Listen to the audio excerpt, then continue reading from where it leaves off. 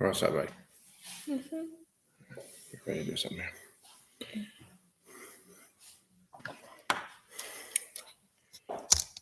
All right.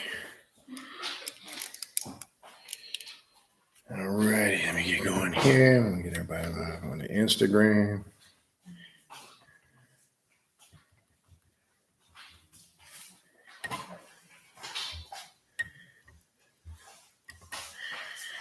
All right.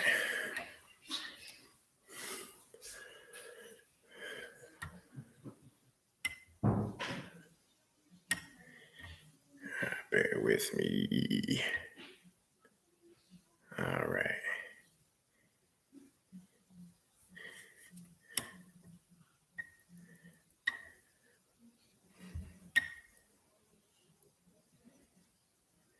Switch this around.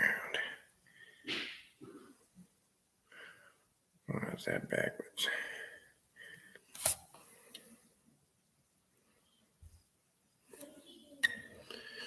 All right, hang tight, people. I'm gonna get going over here. There we go. All right, make sure that that's good there. Bring that up just to here.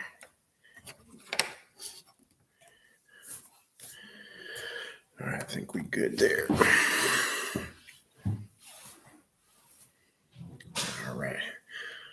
All right. And go ahead and start this here. All right, so we're live on Instagram and obviously here on the YouTube. All right, so this was a last minute thing as usual. Ain't gonna be on here too long, hopefully. Maybe an hour and a half max, because I do got some shit to do. But I have no time in the next week, so I said, let me pop on here. I think it's been a couple of weeks. I've been on in a minute. So let me go ahead and do something. All right, so while we're waiting for some more people to come in, just like to run through a couple quick announcements. Upcoming classes. We've started back on Patreon. We just recently had the first shadow work class last week. We also did the fourth Klipothic meditation, yoga, and Kundalini awakening class, which is a great class because it gives you all those foundational techniques that you really need: breathing, breath control, meditation, mantras, proper ways to chant, how that connects to your chakras and your chakra system, how to activate them, how to know which ones you need to maybe focus on a little more and do some more work. All of these are important aspects of knowledge and information that we need to do ritual work correctly. This is what we're dealing with in the shadow work class, in the Klipothic meditation, Kundalini, or yoga awakening class. They're kind of going to go kind of hand in hand, really, when you really look at them and focus. So the next shadow work class is Wednesday, January 26th. Again, it's available to all those on Patreon tier 3 and above. So if you're a Patreon member, you don't have to do anything. You have access to that. If you are not a Patreon member, I suggest you check out the Patreon page, patreon.com /Baniti, BANITI, patreon.com/Baniti, BANITI. That gives you access to all the classes. It's that easy. You can sign up individually, which in my opinion costs more money. It's actually double. The Patreon tier 3 membership is $25 a month, and that gives you access to all the classes. Individually, each class is $56. So there's my whole point there. Patreon, you don't have to do anything. You have access to all of them. Okay. If you want to individually sign up, you can go to Primordial Chaos 9 on Instagram, Primordial Chaos on Facebook, and right here. Let me see, as people filing in. Oh, shout out, brother Thomas Leroy. Greetings. I've been trying to reach out to you. We definitely need to do a video if possible. Do something. Definitely want to do something. Great content. And I recommend everybody, if you haven't checked out his content, definitely check out, he's in the chat right there, Thomas Leroy. Check out his channel. He puts out straight to the point, concise videos. So definitely check that out. But good to see you here, brother. Thank you. Serpent-Headed Mask, Slim Lewis, Yvette. So that's the recent upcoming classes. Also on the 28th, we have, to start off the new year, we have a Lucifer Black Mass ritual that we will be doing. And that obviously is just for people on Patreon. Again, tier 3. Check that out. So we're back to doing the monthly rituals. We're back to the classes. It was nice having that time off, as I said, but we're back now. Had that month and a half off. I shut down during the holidays. It's a great time for me, regardless of what your perspective is on it. I ain't into all the commercial shit, but I love the holidays. I love Santa Claus. I love all that shit, man. I don't care what anybody says. Understand the mythology of it. I don't want to get into all the stupidity arguments over it. So I know the holidays can be a tricky subject for certain people. Some it brings up good memories, some it brings up bad. I'm not into all the Christian and commercial aspect of it. There's some powerful mythology behind it if you really understand it. But as I said before, my main connection to that is it was strong in my upbringing. My parents were real big. So it's a certain energy that I tap into during the holidays, from Thanksgiving to New Year's. If the holidays ain't your thing, then just, leave it off the table. But it's a great time, downtime for me to reflect, regenerate. So we back. We will be getting back on track with, again, everything, all the ongoing series of classes. I know some people have emailed on the vampiric classes, the ancient Egyptian vampiric class. Yes, that esoterical occult Bible study class. All of those series are back. And again, there will be updated dates that I will be putting on the Patreon page for all of them, beginning with the month of February moving forward. And then the last thing, if you want to reach out again, readings, consultations, the yearly forecast reading, there's only a few more weeks left. I've been super buried with that. And that's a blessing. That's a great thing. The spirits have blessed me with that. But there's a few more weeks of that. And then we shut that down until next year. So if you're interested in a shadow work reading, a yearly forecast reading, a telepathic demonic reading, a reading with Santa Muerte and the spirits of the dead, just send me an email. I'll send you a whole list of the type of spiritual readings or a consultation. I'll send you that information and we can set that up. Everything I just said is in the description box here on YouTube. It's on all the platforms I mentioned, how to reach me, khnum19@gmail.com. And that's pretty much it. All right. So I just want to run through that quick. All right, so you see the title, the Morrigan, right? Some may not be familiar with the Celtic, as I call it, the Celtic phantom goddess. What made me come on here and talk about this? Well, I'm in the midst. Last year, I did a whole year working with the different masks of Lucifer. This year's entire year is devoted, and yes, year-long workings. Something new every month. Last month, it was the Norse goddess Hel. Hel. And now this month, I've been doing a whole month long working, finishing it up with the Morrigan, the Celtic phantom goddess, as I call her. I want to explore this year because some of you guys have reached out and wanted to touch some different paths. So we're going to be exploring some of the Celtic gods, the Druids. I want to explore some of this Norse mythology and some of the Norse gods, because there is, quote unquote, though some of it may not be. And I just want to make this clear. I know we get caught up in terms. I'll be honest with you. Sometimes people use the term left-hand path. And it can be, I believe to an extent, it's getting a little bit commercialized to a degree. That's just my personal opinion. So I don't want that title to limit the material that we cover. Left-hand path to me is just a term that it represents somebody that's not a conformist, somebody that's willing to take ownership and responsibility for their spiritual sovereignty, and is not afraid to speak out, not afraid to have questions, and not afraid to give the opinion or the opposition to something.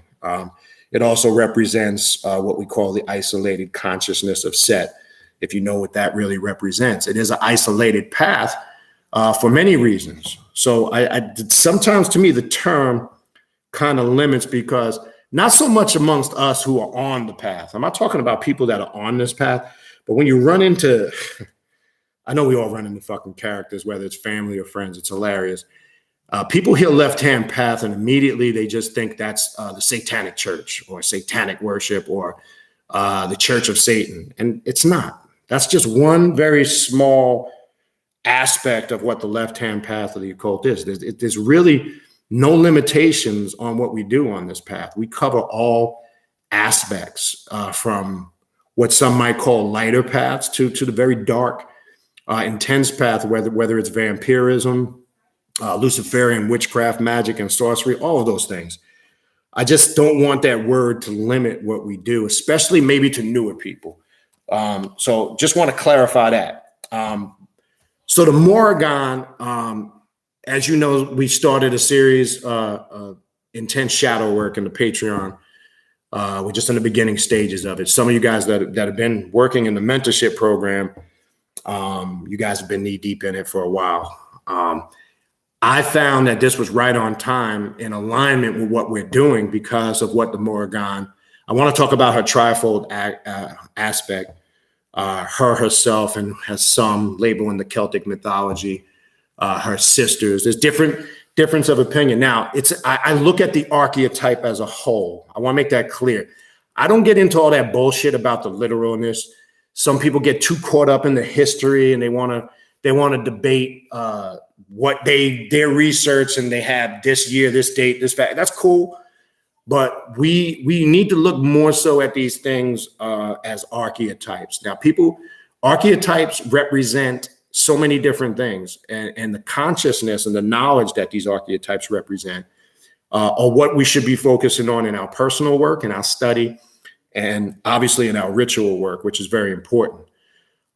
There's always this big debate. Are these gods and goddesses, are they real? This comes up all the time, right? Are they literal? And I always use the aspect of Luciferianism. You have different Luciferian practitioners, and I want to get to that because it ties into this. You have some people that look at Lucifer as a literal being that are Luciferians, and they do exist. And then you have some that look at it as a concept, as a form of a theology, as a character type. And all of those things are correct. It's personal, it's subjective, right? To a degree of your understanding of it, right? So when people say, well, they hear the term, when we refer sometimes to the Hermetic principles of Tahuti, all is mental, mental is all, the universe is mental, and all things manifest first in the mind. That's true.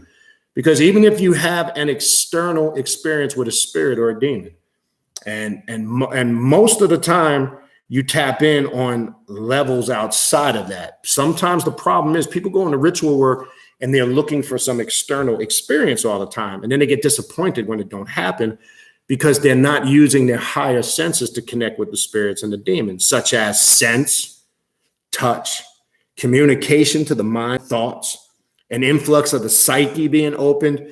The spirits communicate on a multitude of levels. It's not just a physical or an aesthetic experience. People keep looking for that and keep getting disappointed because it doesn't happen. And it probably rarely ever happens. Okay. Contrary, I know that people say, oh no, I had this experience. This happened, this and that. Yes. And you might have, but it's subjective in nature. So your approach to are these gods and goddesses or real is going to determine your understanding of working with these gods, goddesses, spirits, and demons, because they are archetypes. For an example, they all represent certain levels of consciousness. They all tie into certain aspects. Some of these spirits deal with, like the Morrigan, going into the void and looking deep within yourself. It's one of the most intense forms of shadow work you can do. Shadow work to me is becoming very trendy now on all paths, not just on the occult or the left-hand path. There's a lot of new agers doing it. There's a lot of these fluffy systems doing it. And again, I want to make very clear, I'm talking about when we working with shadow work, I'm talking about us looking into the void, and really that's going into the inner depths of our subconscious mind, because there's so much shit there, good and bad, that we have not accessed, that we must access if we want to master ourselves. The Morrigan does that because she's a shapeshifter. There's a lot of symbolicisms of how she shapeshifts. There's mythologies of her on battlefields because of her connection with death, right? And as we know, after death follows regeneration, renewal, or resurrection, right? At the term to remanifest ourselves into who we're destined to be.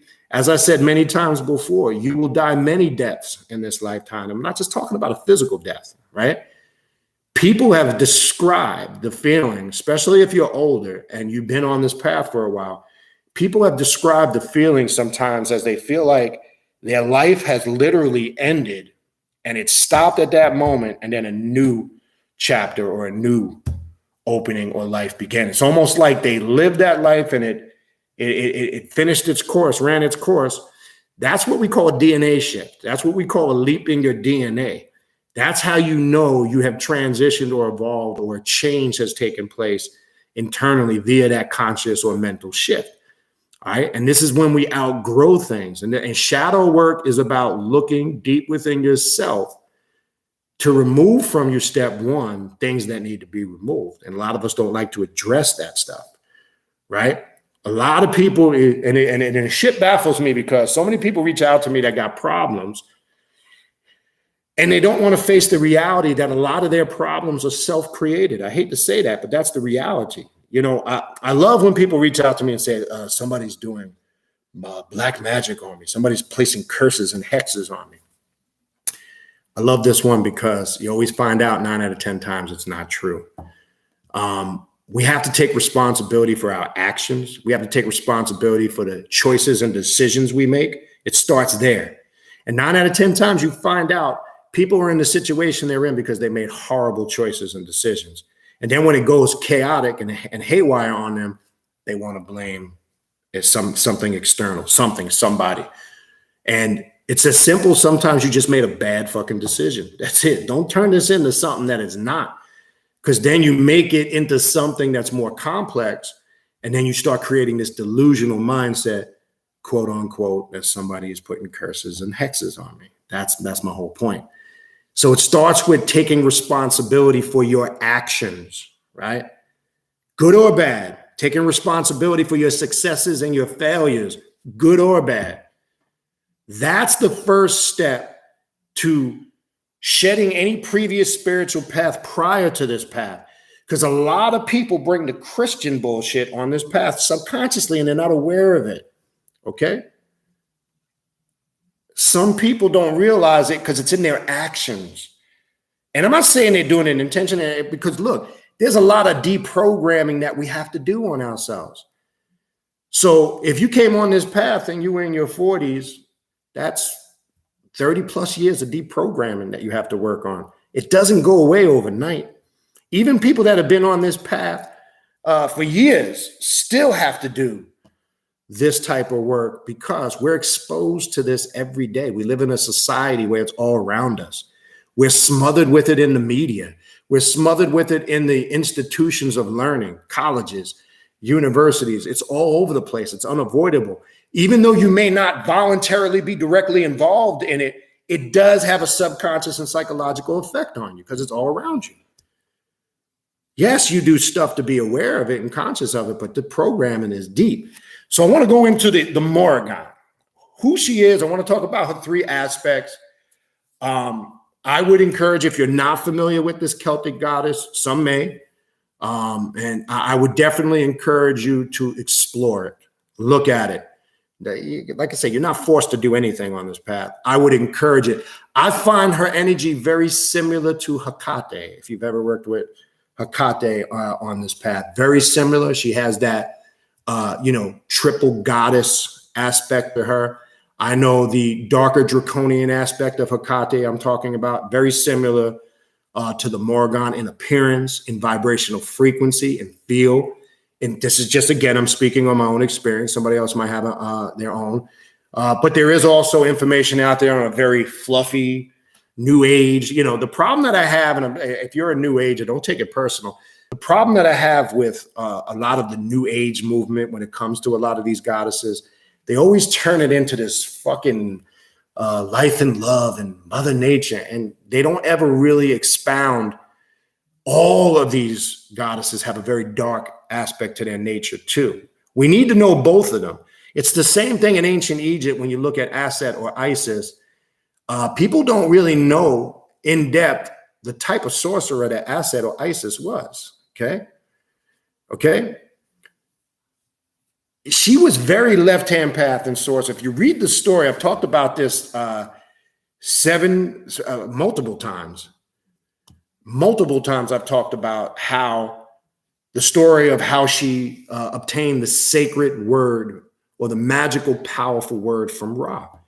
She used sorcery and magic. Same thing with Heru and Horus. There's the aspect of Heru and Horus called the hawk-faced lord that nobody talks about. It's a very darker aspect. And when I say darker, because that's another term, I got to be honest with you, that gets thrown around and becomes commercialized. Dark. I'm so dark. I'm so fucking gloomy and all that. Again, that's just the antithesis to light. It's that simple. A lighter path, a more mainstream path, a more commercialized, really diluted or programmed path. That's what I mean when I say dark. Dark with unfiltered, no, nothing holding it back. It's the same thing with Kali. They've made Kali in that New Age movement this fluffy Mother Earth goddess. And we know Kali's no joke. You start fucking around with Kali the wrong way, shit can go haywire. So we need to really understand, and just like I said, the story with Aset or Isis, how she used sorcery and magic to get that sacred name of Ra, because she knew it would open up her to understanding magical mysteries and secrets, right? There's a lot of symbolism in that story. But what did she use? She used his bodily fluids, his saliva, and was able to put a curse on him to the point where she knew when he wasn't telling her the truth that she knew he was lying. And then he finally had to give her the name, right? You can look at that in a multitude of ways. And I've heard some chauvinistic men go, oh, that's fucked up. No, why is it fucked up? Because she's a woman.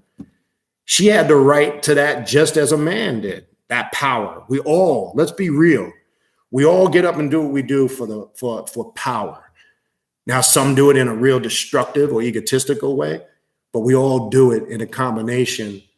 There is some self-motivation and sometimes greed there. Let's just keep it real.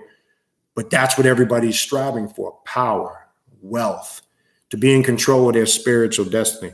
And if you sit there and say, oh, it's not about money and wealth, you're a fool, okay? You are a complete fool. I'm not saying it's all about money. That's the other shit that I'm tired of. All these paths promoting being poor. Let's stop that. You can't have all this knowledge and say you are, this great magician, but you are as poor as a church mouse and you're a representation of poverty. I'm sorry. It doesn't go hand in hand with this path. I don't teach people to accept being unsuccessful and poor. And sometimes people confuse arrogance with confidence, which can be confused with being consumed by the ego. And ego, all of it is not a bad thing. Ego can be destructive. You can get deceived by bad aspects of your ego, right? Thinking you're the biggest, baddest person on the planet, right? We all thought when we were younger. I remember when we were kids and teenagers, oh, I could beat anybody's ass, right? That's your ego deceiving you. And something my father used to say to me, for everybody's ass you kick, there's somebody out there bigger and badder than you that could kick your ass. See, that's called being humble, okay? So that's a part of your ego you need to understand. Shadow work helps you understand that, right? And some of us struggle with that part of your ego. That's an easy thing to work on. If you're struggling with that, it's going to be tough for you. But there's also an aspect of confidence that some people confuse with arrogance or being egotistical. That's different. And we must be confident in what we do on this path. You should be a living, walking, talking representation of the knowledge that you claim you embrace, that you claim you teach, and that you claim you know. It's that simple. But I can't look at you, and it's not being judgmental, and you're a hot mess and a wreck, but you're saying something contrary or completely opposite to that. Something's wrong there. Something's not right. Right? We need to check that. All right, but real quick, not to bore you to death, there's a book, and as you know, I like to put my sources and books out there so you guys can do your research. This is not a left-hand path book per se. As you know, I give all types of resources, but you can look at a lot of the stuff in this book from a left-hand path perspective or occult perspective, whatever word floats your boat. I'm not gonna. All right. It is free on Scribe if you do have Scribe, or you can buy it. I think it's about 12, 13 bucks on Amazon. It's the Morrigan, the Celtic goddess of magic. Some say Celtic. The Celtic goddess of magic and might. Author's name is Courtney, and last name is Weber, W-E-B-R. First name Courtney, C-O-U-R-T-N-E-Y. Last name Weber, W-E-B-E-R. And the title of the book again is The Morrigan, M-O-R-R-I-G-A-N. I titled the video because I'm connecting with her. I gave her the title, the Phantom Goddess, because of her connection with the spirits of the dead. All right. So I want to just go briefly into 2 sections. We'll talk about this. I ain't going to be too long-winded with it. And then if you guys have any questions, we will go through that. All right. I want to go through 2 parts in the first 2 sections. Meeting the Morrigan. There's a couple, not the whole thing. I'm just going to be jumping around, and you could read in detail in your own free time. Because again, we don't have time to go through all of it. So let's go to the very first chapter 1, meeting the Morrigan. Okay. She is the spirit of fury and peace. Pay attention to this. Power and destruction. Joy and terror. Notice that you're seeing the equal and the opposite. Okay. You always have to pay attention when you're reading the characters or the character types or characteristics of these archetype spirits or demons. Fury and peace, like fury, and then you have the complete opposite of that, peace. Power, because power can lead to destruction, right? Joy and terror. We must understand we need a harmony of all of those things to really understand ourselves, life, existence, and what this is really all about. Because to be more on one side than the other, so when you're on a path where everything is pushed to you as peace and love and joy, I love you, we're all equal, you're mine, sounds good. And honestly, I wish that was the reality, but you better get your mind right. That's just not the reality. There's predator and there's prey. I've been saying this for years. You're one of the two. And if you can't figure out which one you are, I got bad news for you. You're prey. I hate to tell you that. And what does that mean? Say, that sounds harsh. Well, predator, oh my God. See, we hear the word predator, we think of sexual predator. We think of something that we've been programmed with. No, a predator is a hunter, is one, we say a predator in the sense who takes control, he or she who takes control of their destiny. We don't sit around, wait for something or somebody to do something for us. We don't sit around like sheeple and wait to be taken advantage of by whether it's the government or whether it's forces around us, people, places, things. We look into everything. We're very analytical, and we take that data, we process it, and that's how we make our decisions. That's how we become proactive and not reactive. That's what a predator does. Someone who's prey is just sits around, waits to be told what to do, believes all the fear and nonsense they hear on the news, see on TV, have no control over their life, or constantly struggling. These are people that are prey. They're victims. And don't think the powers that be, whether you want to call that your politicians, your secrets, whatever the fuck you want to call it, I don't care. Don't think the powers that be don't know that and utilize that to feed off your emotions. And the number one, as I said for years, being fear. Because if I can control you through fear, I can get you to do anything I want you to do, consciously or subconsciously. I don't even need to say, look at the pandemic. I'm not going to get into that because I'm so fucking tired of talking about that crap.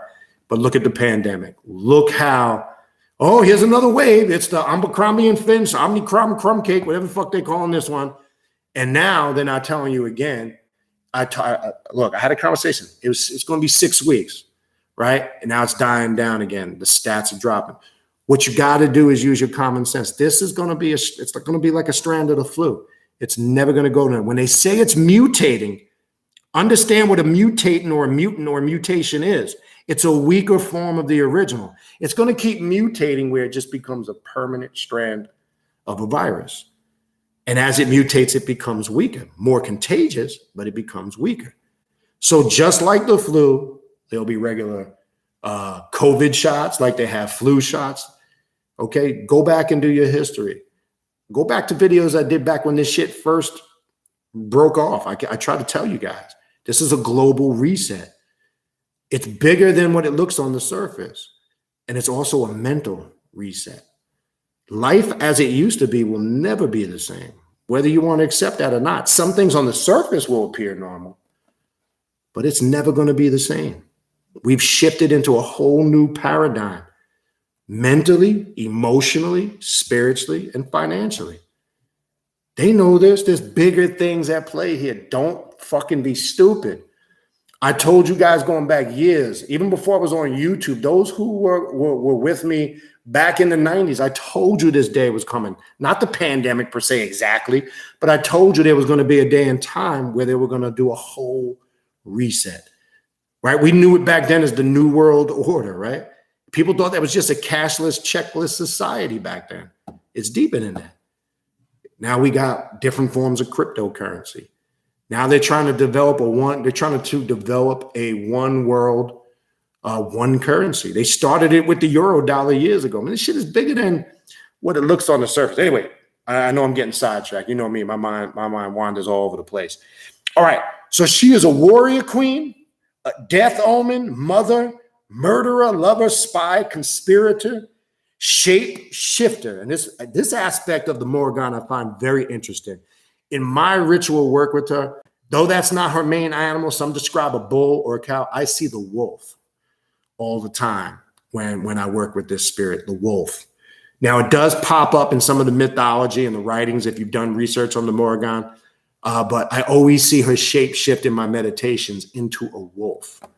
And I know what that symbolically means to me, because that spirit of the wolf lies deep down within, and we know wolf is one of the most powerful predators, right? We know the lion is, but the wolf is a very intelligent predator, right? All right. A captivating, sometime, okay, let me back up. A shapeshifter healer, and sometimes the living earth herself. Some symbolically, as a whole, they correlate the Morrigan to, yes, earth, to nature. I'm a little on the fence with that. I don't really connect with it on that level. I do people on lighter paths in my conversations over the years connect with that, and that's fine. I don't really have a problem with it. Now, if you connect with it on a micro and a macrocosmic level, that's fine. I don't really have that experience, on that level. But if you do, that's fine. Everybody's different. A captivating contradiction, a demonic female who both haunts and heals, benevolent in one moment, ghastly the next, and the kinding the moment after that. Meet the Morrigan. Why? This is in nature where she's very similar to Kali. When you're working with her, looking into the void and really trying to go and understand every aspect of yourself and trying to work on those things about yourself you need to fix, she can be very destructive in nature. She can rip you apart from inside out like a lot of those spirits and demons can. And sometimes the biggest challenge we face in life is accepting the reality of our weaknesses. And we want to sometimes ignore them. We don't want to embrace them. We want to act like they don't exist. And we get into something that we think we're going to bury them. We get into a spiritual system. We become extreme. Oh, I'm just going to suppress it. Or we become part of some religious movement that tells you just pray it away, meditate it away, sweep it under the rug. And we know that don't work, because with resistance comes persistence. You will either meet with your bullshit head on, either willingly, or you'll face it the hard way, because it will come to the surface. It's not a matter of if, it's a matter of when. So you're better off taking the initiative to say, I'm going to do this. I'm going to work on this. And then you can tackle it head on. Because guess what? When you try to sweep it under the rug and suppress it, guess what? When you least expect it, things are going good. Everything's smooth sailing. Life is great. And then guess what? That closet opens and all those bones fall out the closet that you didn't want to address when you had the chance. Okay? Think about it. See, the difference of what we do on this path and what other people don't. Those paths tell you, avoid it, don't deal with it. We tell you the complete opposite. No, fuck that. You need to go on to work. If you want to be successful on this path, I don't care what anybody tells you. They can have their opinion. You must first start with self. Don't let nobody bullshit you. What is that? Shadow work. Uncovering the hidden self, the good and bad. Not all of it's bad. I don't want to paint a picture of gloom and doom, But we're more focused on, because we've been programmed and indoctrinated from birth to present to not deal with those things, not deal with some of the shameful things we've been with, some of the traumatic things we've been with. Some people are suppressing child abuse, sexual abuse, and this obstructs them from becoming successful in the past. Some people have no control over their emotions, their anger, their jealousy, their rage, and they don't know how to project those emotions in a more beneficial factor where they become consumed by it. Some people are dealing with mental issues because they're not in sound mind and sound body, because it could be the root cause of childhood or experiences in their upbringing. All of these things play factors in, and you must deal with that. So you go bypass that and you go jump into doing work with Kali and Lucifer and all this other shit, boy, you get ready to open Pandora's box. I've seen people go crazy doing this shit sometimes because they didn't take the time to work on themselves first. So this is what she represents. She's going to show you what's fucked up about you if you connect with her in this aspect by looking into the void. You may not like what you see, but she's going to show you, you know what, you're fucked up in this area. You need to work on this. You got a problem here. You know, you need to look at this maybe in this context. You may not like it because some of us in our mind like to think we got our shit together. I know we all like to think, but I don't care how seasoned you are. We all are dealing with something. And let me tell you this. I've said this many times before, and I got to say it again. You will never get up one day and I don't need to do shadow work anymore. I got it all together. Everything is right. Remember, every form of ritual has some aspect of shadow work to it. I don't care what it is. If you really look at it closely, if you're doing a ritual with Lucifer, if you are anointing sigils and making pacts with spirits, what are you doing that for? For the purpose of transforming yourself into a better person, to gain what? Knowledge, wisdom, and power. Don't bullshit yourself. Okay? That's why you do it. That's why I do it. I want to be the best that I can be on all levels, spiritually, mentally, emotionally, physically, yes, and financially. Okay? I want to get my pie in the sky here, not by some spookiness of some old man with a beard sitting on a throne in the sky and some fat little kids in diapers floating around in the air and think that at some point I'm going to that abode. And don't worry, be poor, broke, and miserable here, but later you'll have this great reward pie in the sky. No, we want our pie in the sky now, right here. Because I look around, when I'm driving around and I see these men on the golf course on a Monday playing golf on a Monday, that's what I'm doing. That's what I want to do. You understand? Because they're out doing nothing while their money's making money. See, that's the mindset you got to have. And you got to ask yourself, how are they doing it? You understand? They're not believing in the bullshit that people are selling. They're not believing in these false religions. They're not sitting around waiting for something or somebody to do something for them. They're going out there and taking what's theirs. There's an old saying my mother and father used to say, you got to be a go-getter. Only go-getters are successful.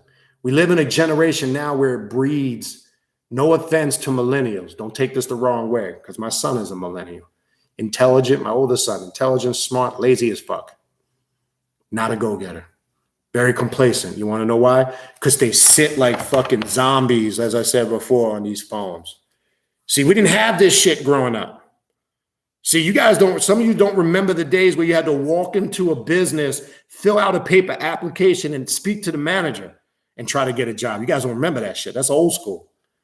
Now, you guys can sit in the comfort of your own home on a phone, a computer, or a tablet. I just applied for 80 jobs. No, back then we had to put on a suit and a tie. Woman had to put on a dress, okay? Had to go place to place, walking in. You guys don't remember that shit, some of you guys. Like, and some of you younger guys probably like, oh shit, you guys had to do that bullshit back then? Yeah, of course we had to do that. These kids ain't go-getters. They don't know what it means to go outside and play. We went outside and played. I go back to a period, summertime, daytime. You couldn't find me at home. Try to find me at home during the daytime when I wasn't in school. Good luck. You couldn't keep us in the house. These kids now, you can't get these fucking kids to get off the couch and get out the room. They're so fucking lazy. They don't want to do shit. 20-something years old? Find me at home on the weekend in my early 20s. You wouldn't find me. I'd be out somewhere doing something. You want to know why? We interacted with each other. That was real socializing. We didn't have this. Only form was a house phone. And guess what? This didn't distract us. So when we went somewhere, I don't care if we was at the skating rink. I don't care if we were shooting pool. I don't care if we was just hanging out on the corner, drinking beer in the schoolyard, whatever it was. We would socialize. We would interact with each other. These kids don't know what the fuck that is. Okay? I've watched the kids in the same room at events texting each other while they're in the same room. How fucking lazy is that?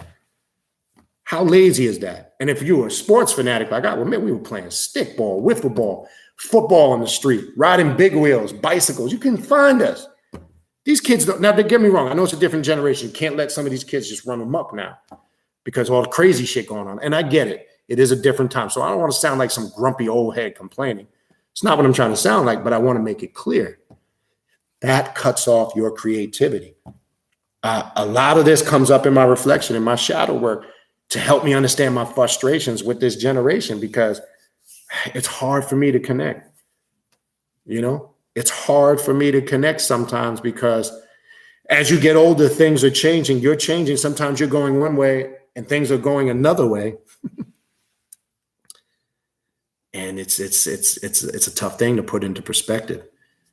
But that cuts off your creativity. This era that we're in now, they're trying to literally stop. They don't want us to have our own thoughts. They don't want us to make choices and decisions anymore.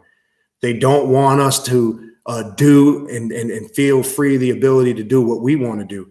It's almost like they're laying out everything for us and we must stay within the program and the paradigm. That's what's really going on here when you look at a bigger picture, right? Some people are so uncomfortable with the fact, it kills me. And again, look, if you wearing masks, not wearing masks, that's your personal choice decision.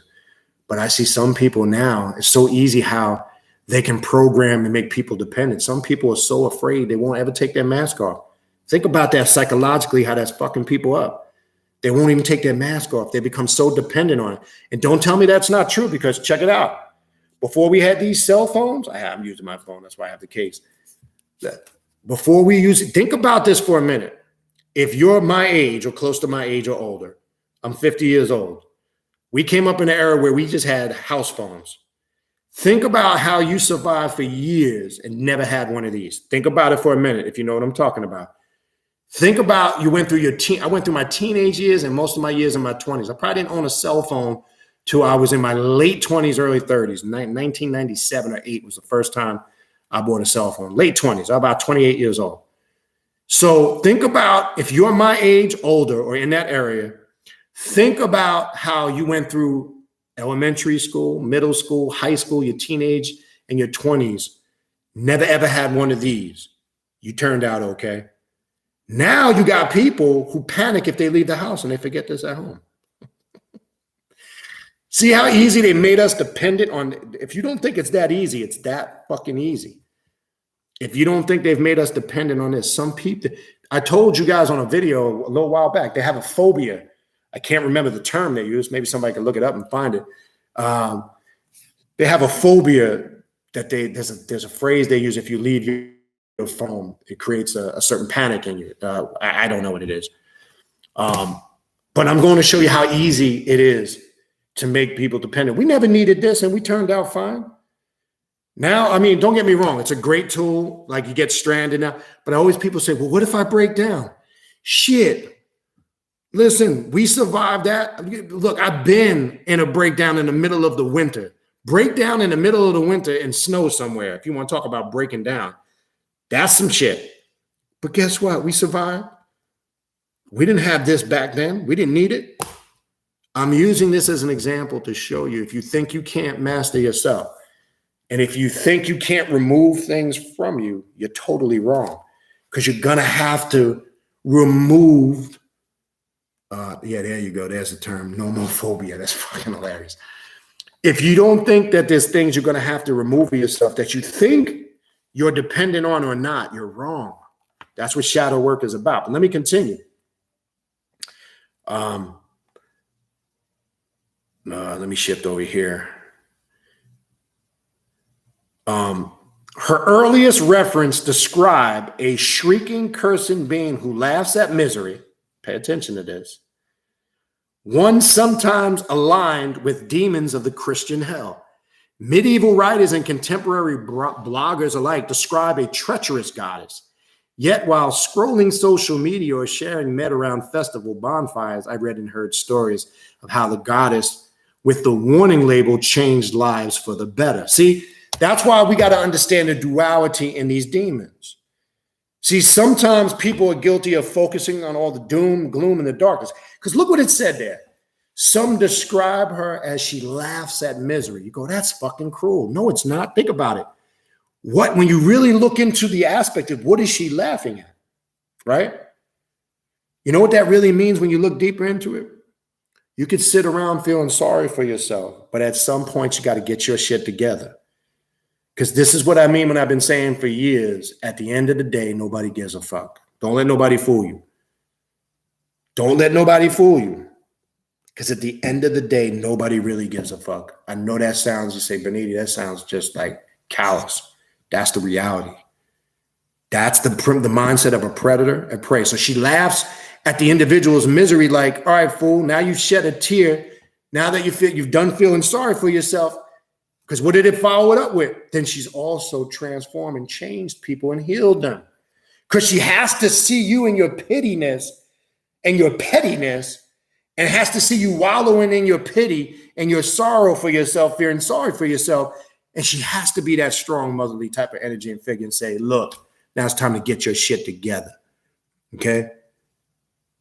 Now you got to get your shit together. So she laughs at you of your ignorance of staying in that mind state. Because again, the thing that stands out to the Morrigan to me, what stands out to her is how she reflects all of these different aspects. Because how can you have destruction and terror and misery and then have healing, regeneration, renewal? Because they go hand in hand. What does Lucifer represent on this path in essence? Light and darkness. He is one of the few, or maybe the only real, well, set two, we can get into that. But this mask of the adversary really shows the harmonious balance we need of dark and light. We have Lucifer, the light bearer. That light represents the intellect. That light we seek in the darkness, that knowledge and that intellect that opens the psyche and gives us the awareness. We need the light, but we must go into the darkness to get the light. That's Lucifer in a nutshell. You understand? The Morrigan is very similar, feminine aspect of this. You can liken her energy, and this is just my personal opinion. I mentioned Hecate. You can also there's aspects of energy very similar to Lilith. When we use the term looking into the void, what does the great mother goddess Lilith teach us to do? As we know, if you understand the Citra Akra and how she pulls the seeker of knowledge, pulls them through the Citra Akra, through the void. And I've always said this, contrary to belief, and I'll say it again. Lilith is not an easy spirit to connect with, contrary to what people claim. Okay? Contrary to what people claim, not easy to connect with. The Morrigan does the same thing. Why the connection on the battlefield? Why the connection with corpses and the dead?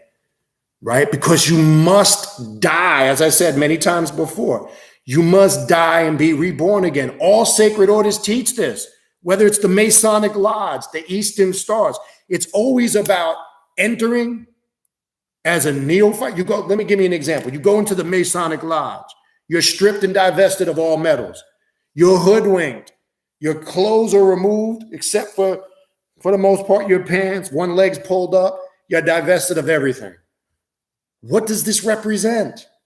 You're getting ready to walk a path where you're going to die, because that's what the first entered apprentice, fellow craft, master mason represents: birth, death, and resurrection, if you really understand it. Because on that third degree, you're pulled from the grave with the grip of the lion's paw, or the so-called grip of a master mason on that degree. You're getting ready. You're saying you're divested of all, everything's taken from you. You're saying, I must enter this journey with nothing. I must remove from myself all those things that have been weighing me down in order for me to walk this path correctly. It's no different. That's what the Morrigan teaches you in this aspect that I'm talking about. This is one of our many aspects. That's what a Mason essentially is doing when they go to law. I'm telling you this from being a Master Mason. Okay? You enter a very rough, rugged, and imperfect ashlar, as they say. You walk into the lodge and you look to the left and you see a rough ashlar. You look to the other side, you see a smooth ashlar. You come in a rough ashlar, you leave a smooth one.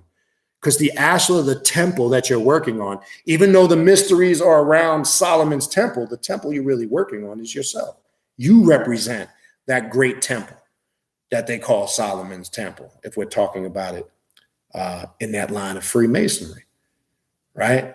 You're blindfolded. You go through the degrees in the darkness. Why the darkness? Why not the light? Because they know that before God said, let there be light, is confirmation that so-called God existed in darkness. So darkness must not really be a bad thing as they're promoting it.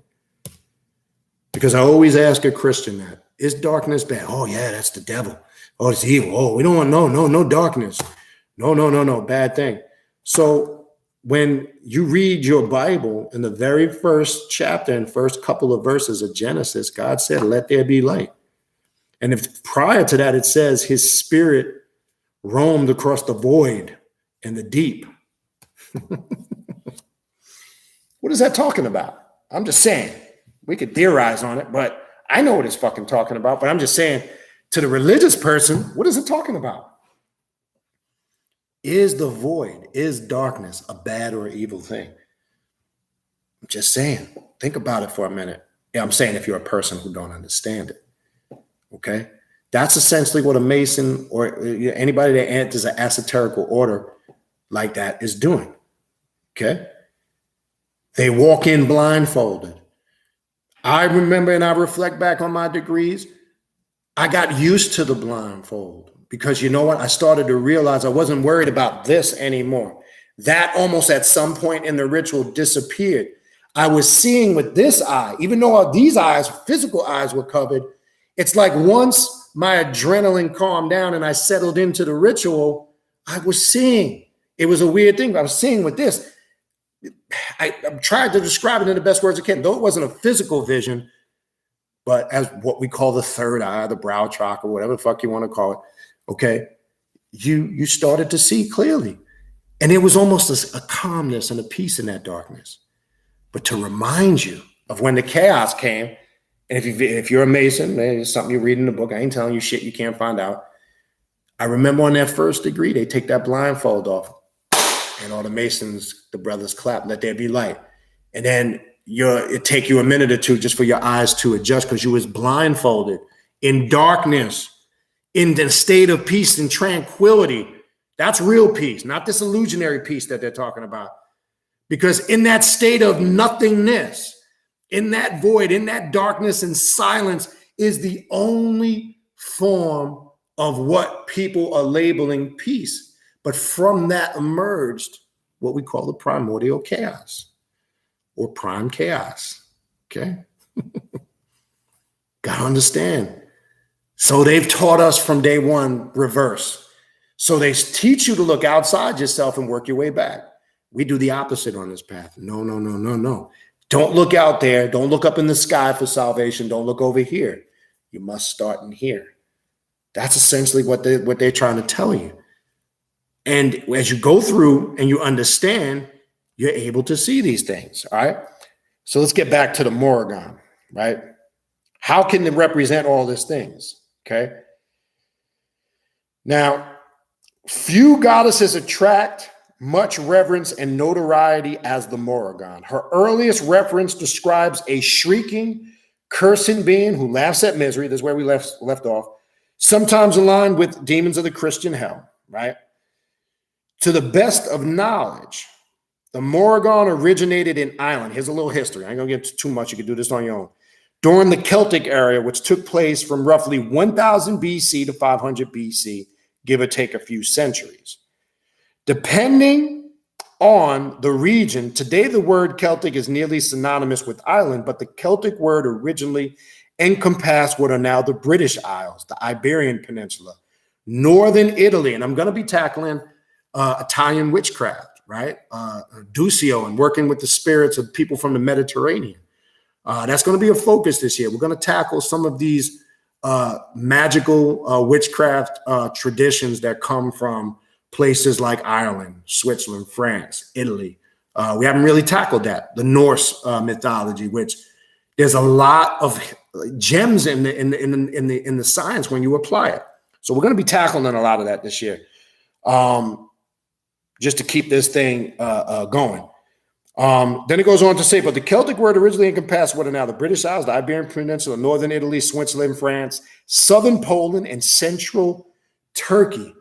It's interesting to see the connection, whether you go to what they're calling the Middle East, Africa, Europe, whether you come to the indigenous people here in America, whether you talk about the Olmecs, you're going to see a connection with a lot of these cultures. It's crazy because there's an old saying, and I always see this in my meditations. I mentioned this a while back in videos. There's a place in Macon, Georgia called Ocmulgee Indian Mound. It's an Indian mound from the Creeks, the Washitars, all those people that inherited that region of what we know as Georgia, Florida, the Mississippians, some refer to them as those tribes. I would recommend if anybody's ever in Macon, Georgia, go visit the place. They've restored it. They've kept the original look. It's been restored, but they have the funeral mounds there. They have the temple mound, and the lodge has been restored. You could actually go inside the lodge. I have pictures of this. I've been in there. I've been there 3 times. A powerful place.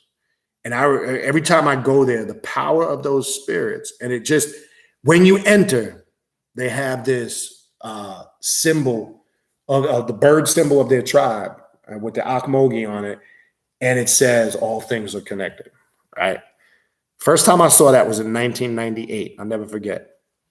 It's like it was stamped or ingrained in my mind, and I see it off and on all the time from the years. I see the sign just as I saw it all the time, just in visions and dreams and meditations, from just the way I saw it the very first time I went in there. And I remember standing, I'm not going to get into it, have my own personal experience. Every time I go there, I go to the funeral mound to connect with those spirits of the dead, because they literally did rituals. And when they buried the dead, all the rites and rituals were done on that mound. And then obviously the temple mound where they performed their spiritual rites. A lot of power in that shit, man. I don't care what anybody says. A lot of power in that. Okay. But it's very interesting to see if you look. I don't care if it's these cultures we're talking about in what we call Europe, Africa, Central America, here in North America. These things are all connected, right? And you just got to see the connection. The only thing that changes and varies is the language of the people, because they told the stories in their own national, their own ethnic and cultural language and in their own way. Because when you look at the Morrigan, right, you look at her triple goddess aspect, which I'm going to get into that in a minute. I want to talk a little bit about that if I have time today or tonight. How it's very similar with Hecate. Now, where does Hecate's origin so-called come from? You go into the Greek culture, right? So there's a connection there, right? Then you can see similarities with Hecate, the Morrigan, and Lilith. Right now, Lilith, now we're going somewhere completely different, okay? So this is, we've been programmed to think these are all separate, isolated things. They are separate because they retain their individuality, just like we do on the path, but they are all connected. But in order to see, I keep telling people this, and this is part of understanding the science of the isolated consciousness. In order to see the connectedness, you must separate from it. People go, that's contradictory. What are you talking about? That sounds crazy. No, it don't. Listen to what I said. People teach on all these paths, we're all one. I love you, you love me, kumbaya, let's hold hands, let's eat vanilla ice cream cones and run through fucking grass fields butt naked. Sounds good, right? It's not the reality. You have to look at it like a puppet master. You have to look at it as you're looking from outside the spectrum and see it all play out in front of you. That's called separating yourself. In order for you to do that and tap into the isolated consciousness so you can view it and experience it, it's like the story when Set ripped himself from the womb of his mother Nut, to the very fact that he couldn't even wait to be physically born or birthed into the universe. That's how powerful the aspect of retaining your individuality is in order to see the togetherness.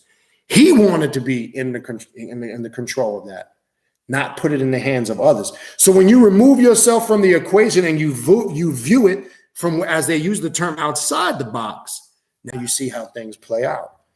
Now you see how you can connect and how all things are connected.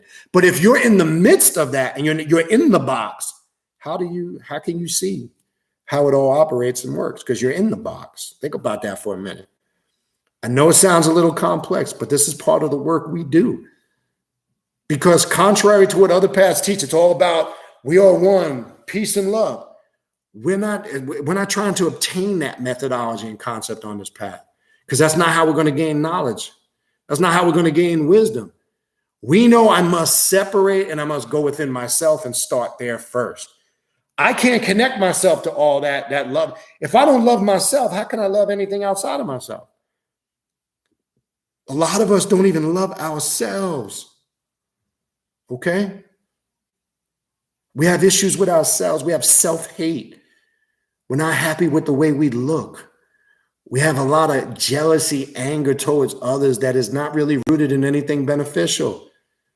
A lot of us are struggling with inner issues mentally. A lot of us are dealing with mental and emotional hangups that we can't get past. But we claim, look, there's a saying. I love to use this shit on Christians. I love this one here.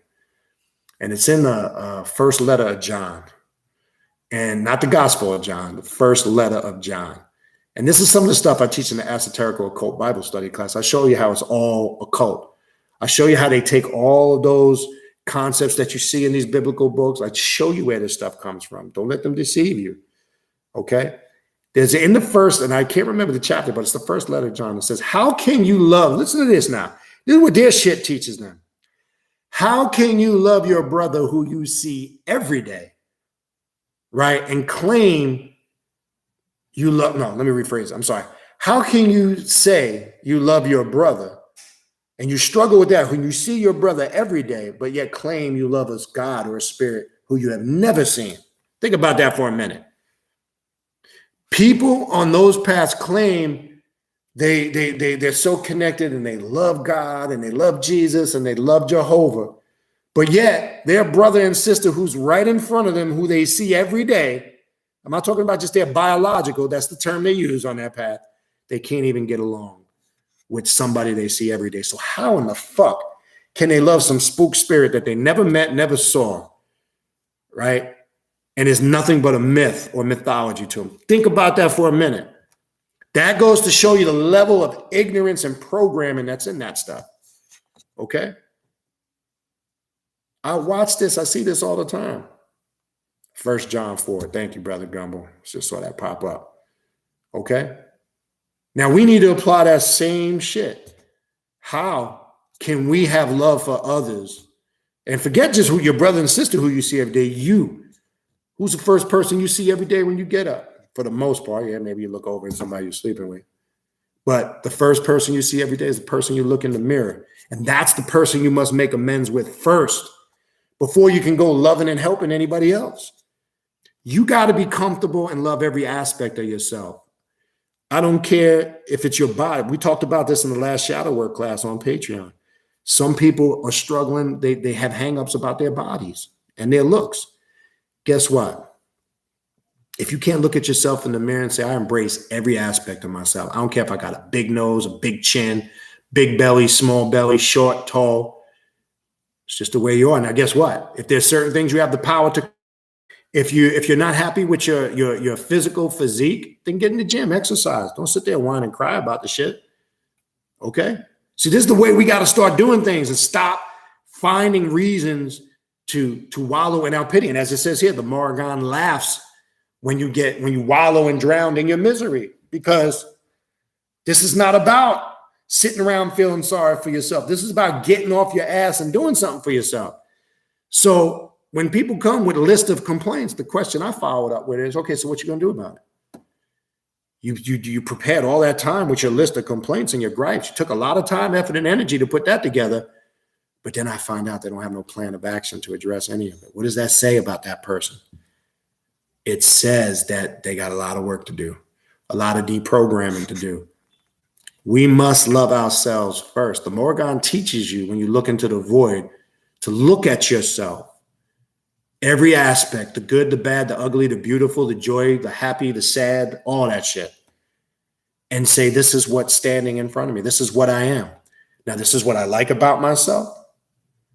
This is what I embrace about myself. And this is what I can continue to draw upon in a more positive way. But this is what's fucked up about me. See, that's the hard part. This is what I don't like about myself. You know what? Sometimes I could be a cruel person. You know what? Sometimes I don't say the right things to my wife or my husband. Sometimes I'm doing things that maybe I'm not conscious of, and I get offended when somebody points it out. I need to pause, take a look at all those things. This is the shit that I'm talking about. Just giving you quick examples. If you're not willing to do that, then this ain't the path for you. If you think you're going to light a few candles, say a few invocations, and poof, puff the magic dragon, all your problems are solved, this ain't that path. Sorry. Keep it moving. Go back to Harry Potter and fucking Snow White and the Seven Dwarfs and pray to some mystical god in the sky that's going to, fix all your problems when you get there. Let me ask somebody that I've always asked this, if you ever really want to, if you got nothing to do and you're bored, I'm just kidding. If you ever really want to get a Christian stumped or a religious person, let me not just pick on Christians because I have a lot of good friends that are Christians. Ask them, what if at the end you spent your whole life on this whole concept that you're going to die, you're going to be judged, and then you're going to go to this place called heaven or hell. What if you found out? Just what if? And this is the only answer I get. I said, just what if you found out none of it was true? Yeah, I know you could turn that around and go, yeah, well, what if everything that you're talking about and teaching isn't true? Well, there's a difference because we raise ourselves up to personal experiences. Is some of it subjective? Yes. And I don't waste my time trying to prove to people what I experienced. All I care about is I know I get the results. That's all I care about. And all you should care about is the same. So that's the proof. That's different. They don't look at it like that. My thing is, what if you died? I asked them, and there was no heaven, there was no hell, there was no God, there was no devil. Then what? No, it's not. I said, prove it to me without using the Bible. I said, show me how you can validate that without using religious theology, the concept of Christianity, and the Bible. See, we can stand firm on what we teach without having to use any of that stuff. Okay? Because we raise ourselves up to the realization of it through our work. Now, you don't have to accept that, and we definitely don't want anybody to believe anything. Have your own experiences. Because the power that we're working with predates all that nonsense that they're talking about. So the only thing that they can stand on is, oh yeah, it's real because it says in the Bible. No, I said, hold on, stop. You didn't hear the question. I said, prove to me the validity of it without using that Bible. You can't do it. So if you can't do it, we can sit here and talk about various topics on the left-hand path of the occult. Yes, there's many books, there's so many things out there, but we can do it and not have to use any of that to validate it. That's the difference of what we do. With what? With simple reasoning. That's it. Common sense. And like I said, if there's one thing you can't teach an individual, is common sense. You either have it or you don't. You can't teach somebody common sense. Try it. It's a waste of fucking time. Can't do it. All right, let me continue on. I want to get through a couple more points on here, and then I'll take some of your questions and your comments. All right, hold on.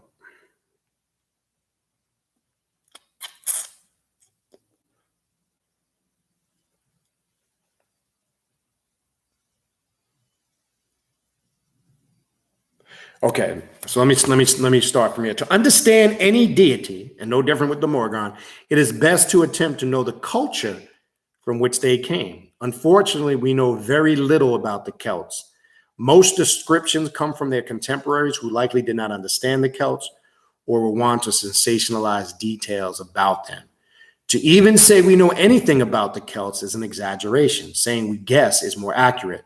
Strangely enough, the mysteries surrounding the Celts may help us better accept and understand the mysteries around the Morrigan. Like many things about the Celtic world, the Morrigan's origins are cryptic. Other cultures, such as that of the Roman Empire, carved out specific roles for their gods. The gods of the Celts, however, were shifty and ambiguous. The religion of the Celts is believed to have been based on rituals, omen interpretation, and there's a whole section in here on that, magical spells, and avoidance of unlucky actions. But to date, no strong archaeological evidence exists for a Morrigan cult. Mythology of era gives us the best glimpse into the Morrigan, but even this is challenged, okay? I want to skip down now. The Morrigan may have evolved from a collection of deities from different Irish Celtic tribes. These may have included prehistoric deities adopted by the Celts, confirming what I was saying earlier, how a lot of these cultures came from cultures that predated it, when I was talking about how everything is connected. And then you'll find that here when you do the research here, even with this, right? Adopted by the Celts from earlier Irish inhabitants, while we may never know the Morrigan's specific origins, we do know that she is primarily an Irish goddess. Myths and effigies of some Celtic deities can be found across Europe, but the Morrigan is believed to be exclusively tied to Ireland. All right. The great queens. All right, so here's some term. The Morrigan is an old Irish and likely means nightmare queen. Morrigan, now pay attention to this. Morrigan, or later Irish versions that likely mean great queen. Other interpretations of her name include queen of phantoms, sea queen, or queen of the slain, okay? Morrigan may also have been a generic title for a collection of goddesses. That's why I'm going to talk about the three aspect and finish with that. There's more to this, so I'm just doing a quick one on this. I suggest you read this book and do your further research, because there's a lot more. I'm just going through quick here, all right? So this is some of her origin. I want to talk about her trifold existence. I don't want to forget about, or as they call Morrigan's sisters, right? She has herself and two others. If you look at some of her sigils or symbols, it looks very similar to what we know as the triple moon goddess symbol, right? And this is where I found her aspect very, very connected to Hecate. Hecate is a powerful spirit that connects the initiate to the underworld. Hecate is also a spirit that connects the individual to the shadow self. Morrigan takes the individual the same path, makes them look into the void, into the darkness. This is why she's associated with death. This is why she's affiliated with the death current. This is why it's in some of the mythology, when you read the stories about her, she's found on the battlefield amongst the dead. This is why in some stories you'll read she's propitiated in times of war. Certain soldiers, she was propitiated because it is known that she is found in a lot of these writings out on the battlefield amongst the dead, taking the souls of the deceased that are transitioning on, right? Which represents, you can look at this two ways. You go, what the hell is that talking about, right? You can look at this two ways. She is there, like Lilith, to pull the initiate through the void, to prepare the individual to make the transition. It's not hovering around the dead for any spooky reasons, because it's one of the spirits that is the bridge, the connector. And some connect with her through this way. There's many different aspects. She has a crone aspect, right? She shapeshifts into animals depending on what you're reading in the mythology. Look at the many aspects of this spirit and tie and connect that. You can be very creative in working with this particular spirit on this path if you really look at this in the right way. All right. Let's talk about the Morrigan sisters. I'm going to finish with this and then wrap it up, and I'll go through your questions.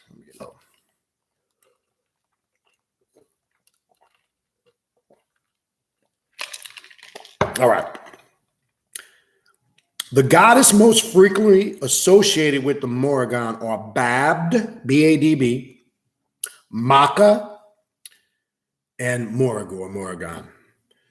They are famous for being warlike furies urging combatants to fight. This is what I was talking about, where soldiers going to war would invoke these spirits because it was believed invoking the fury of combat through these spirits was a weapon or an ally. Now, the section here in the book, which I'm not going to go through tonight, rituals, omens, and spells, a lot of the whole concept and working with the Morrigan is centered around that. And this is where the sorcery and the magical aspect comes in.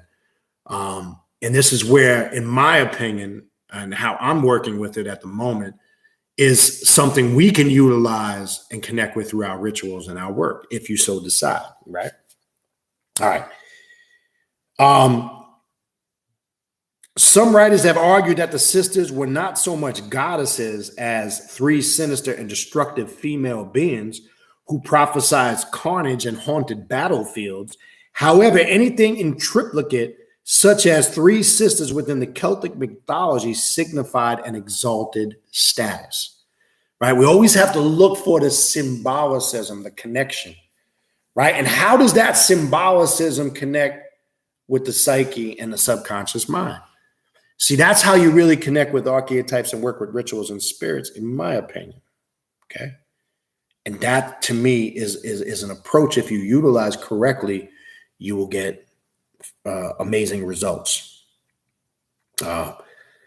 They could appear as crows, speaking to, inspiring, or contributing to the downfall of great characters and creatures, sometimes through a dark, mysterious language. Now, the raven and the crow, right? She does appear in the form as a black crow that many mistake for the black raven, right? And they almost got intertwined. That is a science. When you look at a crow and you look at a raven and you look at the intelligence of the raven and you look at the fury and the aggressiveness sometimes of what one calls the crow. But watch this, okay? They could appear as crows, speaking to, inspire, or contribute to the downfall of great characters and creatures, sometimes through a dark and mysterious language. The Morrigan sisters were often a unified force, but they each possessed unique powers, okay? Let's talk about that real quick. Let's go through each, the other two. We went through the Morrigan. Let's talk about the other two. Well, we got the summarization of her at the end. And then I'm going to finish with this. So just a little bit more. Babbed, a.k.a. bobbed, may come from the Celtic badua, which means fighting lady. Now, when you're looking at the three aspects of her broken down, keep in mind in relationship of how this reflects and resonates within you. Because these aspects, these character types, right, reside within you. So look at it as we go through it. How does that connect with you as a person, a living, thinking, breathing, intelligent being? And how does it connect with you and your spiritual journey and where you are at in that journey at the present moment? That's what you do when you're reading this type of stuff. All right. Bab signified rage, fury, or violence, and was described as both goddess and witch. Babbed is known for being red-mouthed, a color that the Celts may have associated with death. She too could appear as a skulled crow or carrion crow, and sometimes called Bad Katha, the skulled crow of battle. As Bab incited confusion with the armies and reveled amongst the slain, she can inspire fear enough to cause insanity. Now think about yourself in relationship to that. What do you do to yourself internally that causes fear? Now watch though. You're seeing this. Watch how this is going to shift. What things are happening and going on? And see, this is how you do real fucking shadow work. Not that fucking, that loofy-doo fucking bullshit that people are trying to sell. This is how you do shadow work in relationship if you're connecting deities to it. What things are you doing? What things in your life could be causing fear, insanity, delusion, panic, anxiety? Think about that for a minute, right? We're all dealing with careers, businesses, raising children, raising family, all the other things I was talking about earlier. What things may have activated this type of energy within me? But watch, you gotta pay attention now, okay? The names of the many Celtic goddesses reflected their relationship to humanity. That's why I stopped before I read that part and said that. It's not talking about things outside of yourself. Yes, we do create external fields in relationship in regard to that. But when you're looking through the void into the darkness, which is really represents the inner depths of your subconscious mind, what things in your life are creating those fears, those emotions, those delusions, the anxieties, the uncertainties, all the things that are described there? Is it certain people you affiliate with? Is it certain things going on in your life right now? Is it a certain place you are at right now in your life that's causing this? Is it choices and decisions that I've made that have incited these emotions? See, we don't want to do it like that. Watch. Babd may have been a generic name for a war goddess, an alternative title for the three sisters, in this case referred to as Morrigan, Maka, and Nimain, a term for a bad fairy or a basic title for a frightening female character who issued prophecies of doom. Babd may be connected to the Bean City Banshee, a fairy whose appearance portends death. Like the Bean City, certain Babs were said to be attracted to certain families, appearing as fateful omens in the shape of hooded crows. While all Morrigan sisters are known for foretelling, Bab's specific prophetic role involves warning of danger to come. She is fierce, but not evil. As a crow, Bab may take a mother goddess form who, even through bloodshed, was ultimately recovering her progeny. Her name possibly used by early authors wishing to stress the most frightening aspects of the Morrigan. So the authors projected all of those things that I was talking about. As I said, she's very fierce and intense because it described all of those crazy things causing confusion, delusion, insanity, right? But as it said, the writers brought that out because they had an intent of how can we utilize this and connect it to our humanity, our human existence. Really, I take it a step further, because if I utilize this and I'm teaching this, say, in shadow work, I'm utilizing this on an internal level. What's causing those same things within me? Why do I have certain fears? Do I struggle with high levels of anxiety? Why? What creates that anxiety? Now, you could say on the surface, yeah, stress, this and that. Yeah, but you gotta dig a little deeper than that. You've got to get to the core of what's activating it. In particular, not just be very vague. We all deal with levels. We're living in a society. I mean, the world has changed. It's a have everything now world we live in. It's a everything on the go world. It's the hustle and bustle. That's the world we live in. We know it's stressful, but we got to dig a little deeper than that. It goes a little further than that. Modern manifestations of bad may be unnerving, such as a dream of an impending death. Because remember, she gives prophecies and warns those of dangers of death, right? Some have described seeing or having visions and dreams of an impending death. It could be themselves or it could be others, right? Some say that's a connection sometimes with her spirit. They may also be helpful, such as a sudden urge to clutch your bag only to discover that someone was planning to take your wallet. Bab may be a frightening Morrigan sister, but there is a role for scary goddesses. Sometimes they're the best ones to walk us through scary times. Think about it. We're living in a chaotic time. We're living in a time of panic and fear. We're living in a whole new era where the paradigm has shifted. It's pure chaos is going on out here now. So what kind of energy do you think you need to deal with that? You need some peace, love, and light shit where I love you and just, pray and it'll all get better? Or do you need an energy like this to combat and fight those battles? Think about that for a minute, okay? So everything they've been telling you, okay? I've said this for many years. Right, good? Okay. Everything they've been telling you for years to stay away from. And I've repeated this multiple times over the last several years. I now look back and reflect on everything they were steering us away from, not to look into, not to mess with, not to indulge in, were the things we should have been looking into. You know, whether that was willingly or unwillingly or knowingly or unknowingly, we don't know. I don't think everybody was doing it and had an agenda. Some were just doing it because they didn't know no better. But you're going to find out it was always the complete opposite. This is the type of energy you need in these days and times, is my whole point.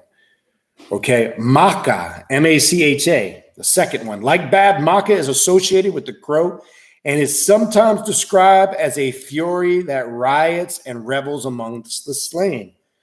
Often described with red hair, Macha was a triple goddess in her own right, sometimes depicted as one entity with three aspects: prophet, warrior, matriarch. She represented the sovereignty and the fertility of Ireland, concerning herself with its welfare. Macha could be vengeful when wrong. She fought those who underestimated her because of her gender. In several myths, heroes' horses were called Macha's mare, or horses of Macha, suggesting that these mounts were dedicated to or blessed by her. She lived several different mortal experiences. She triumphed, she lost, she held power, she was brutally used. She experienced death numerous times. Pay attention to all that was just read. Think about yourself there for a minute, right? Back up. Hopefully you caught it, okay? She represented sovereignty, right? There's a lot of feminine energy here too, not just for females. Fertility, even though they say fertility of Ireland. She could be vengeful when she was wrong. She fought those who underestimated her, right? We've done this in our lifetime, right? We've all been in that similar situation in different points in our life. Think about this for a minute, okay? Macha is sometimes considered a deified manifestation of the physical earth. Macha appeared as a queen of Ireland under the title of Macha Mang Ruad, or Macha Red Mane. Macha may have been a generic title for a woman of power, a historic queen who legendary ruled all of Ireland in 377 BCE. Now, notice how all of the stuff is before Christian era. The Christian mythology is Johnny come lately. Remember, it's the new guy on the block. It's barely over 2,000 years old. And it's hard for them to stomach that all of their information, all of their concepts come from cultures like this that predated. It's just hard for them to fathom that. They just don't want to accept it. And they always have some jibber jabber reason to dance around it. It doesn't work like that. Okay. All right.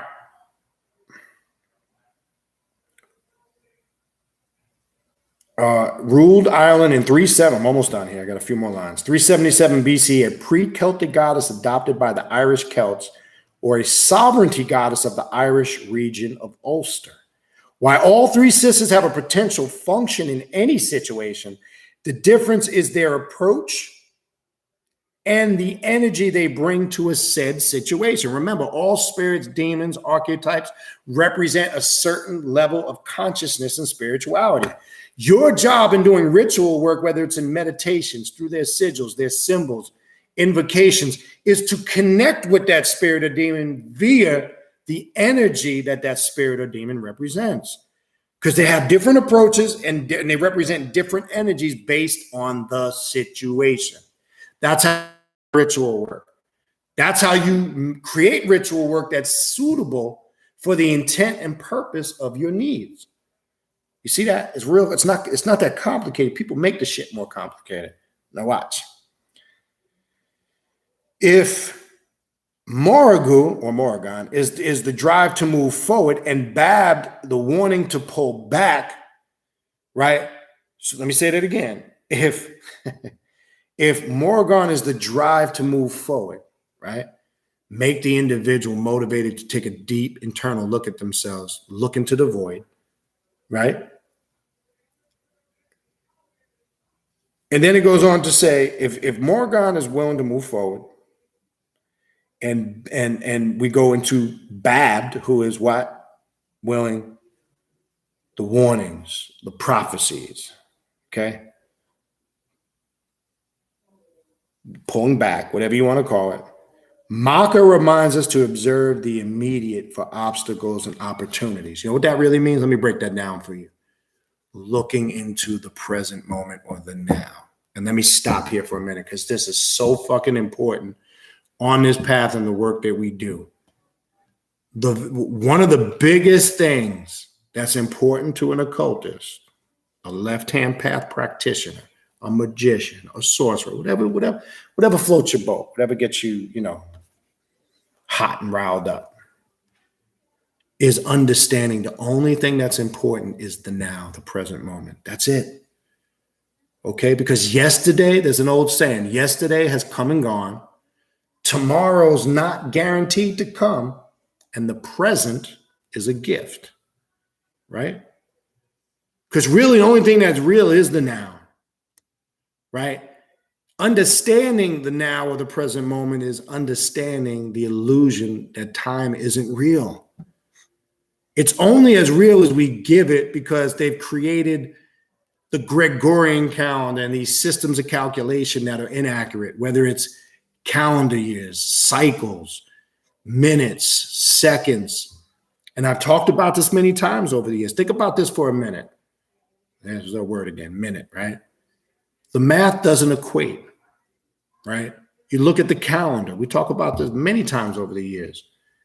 You have 365. To show you time is fictitious, you have 365 days in the year, except what?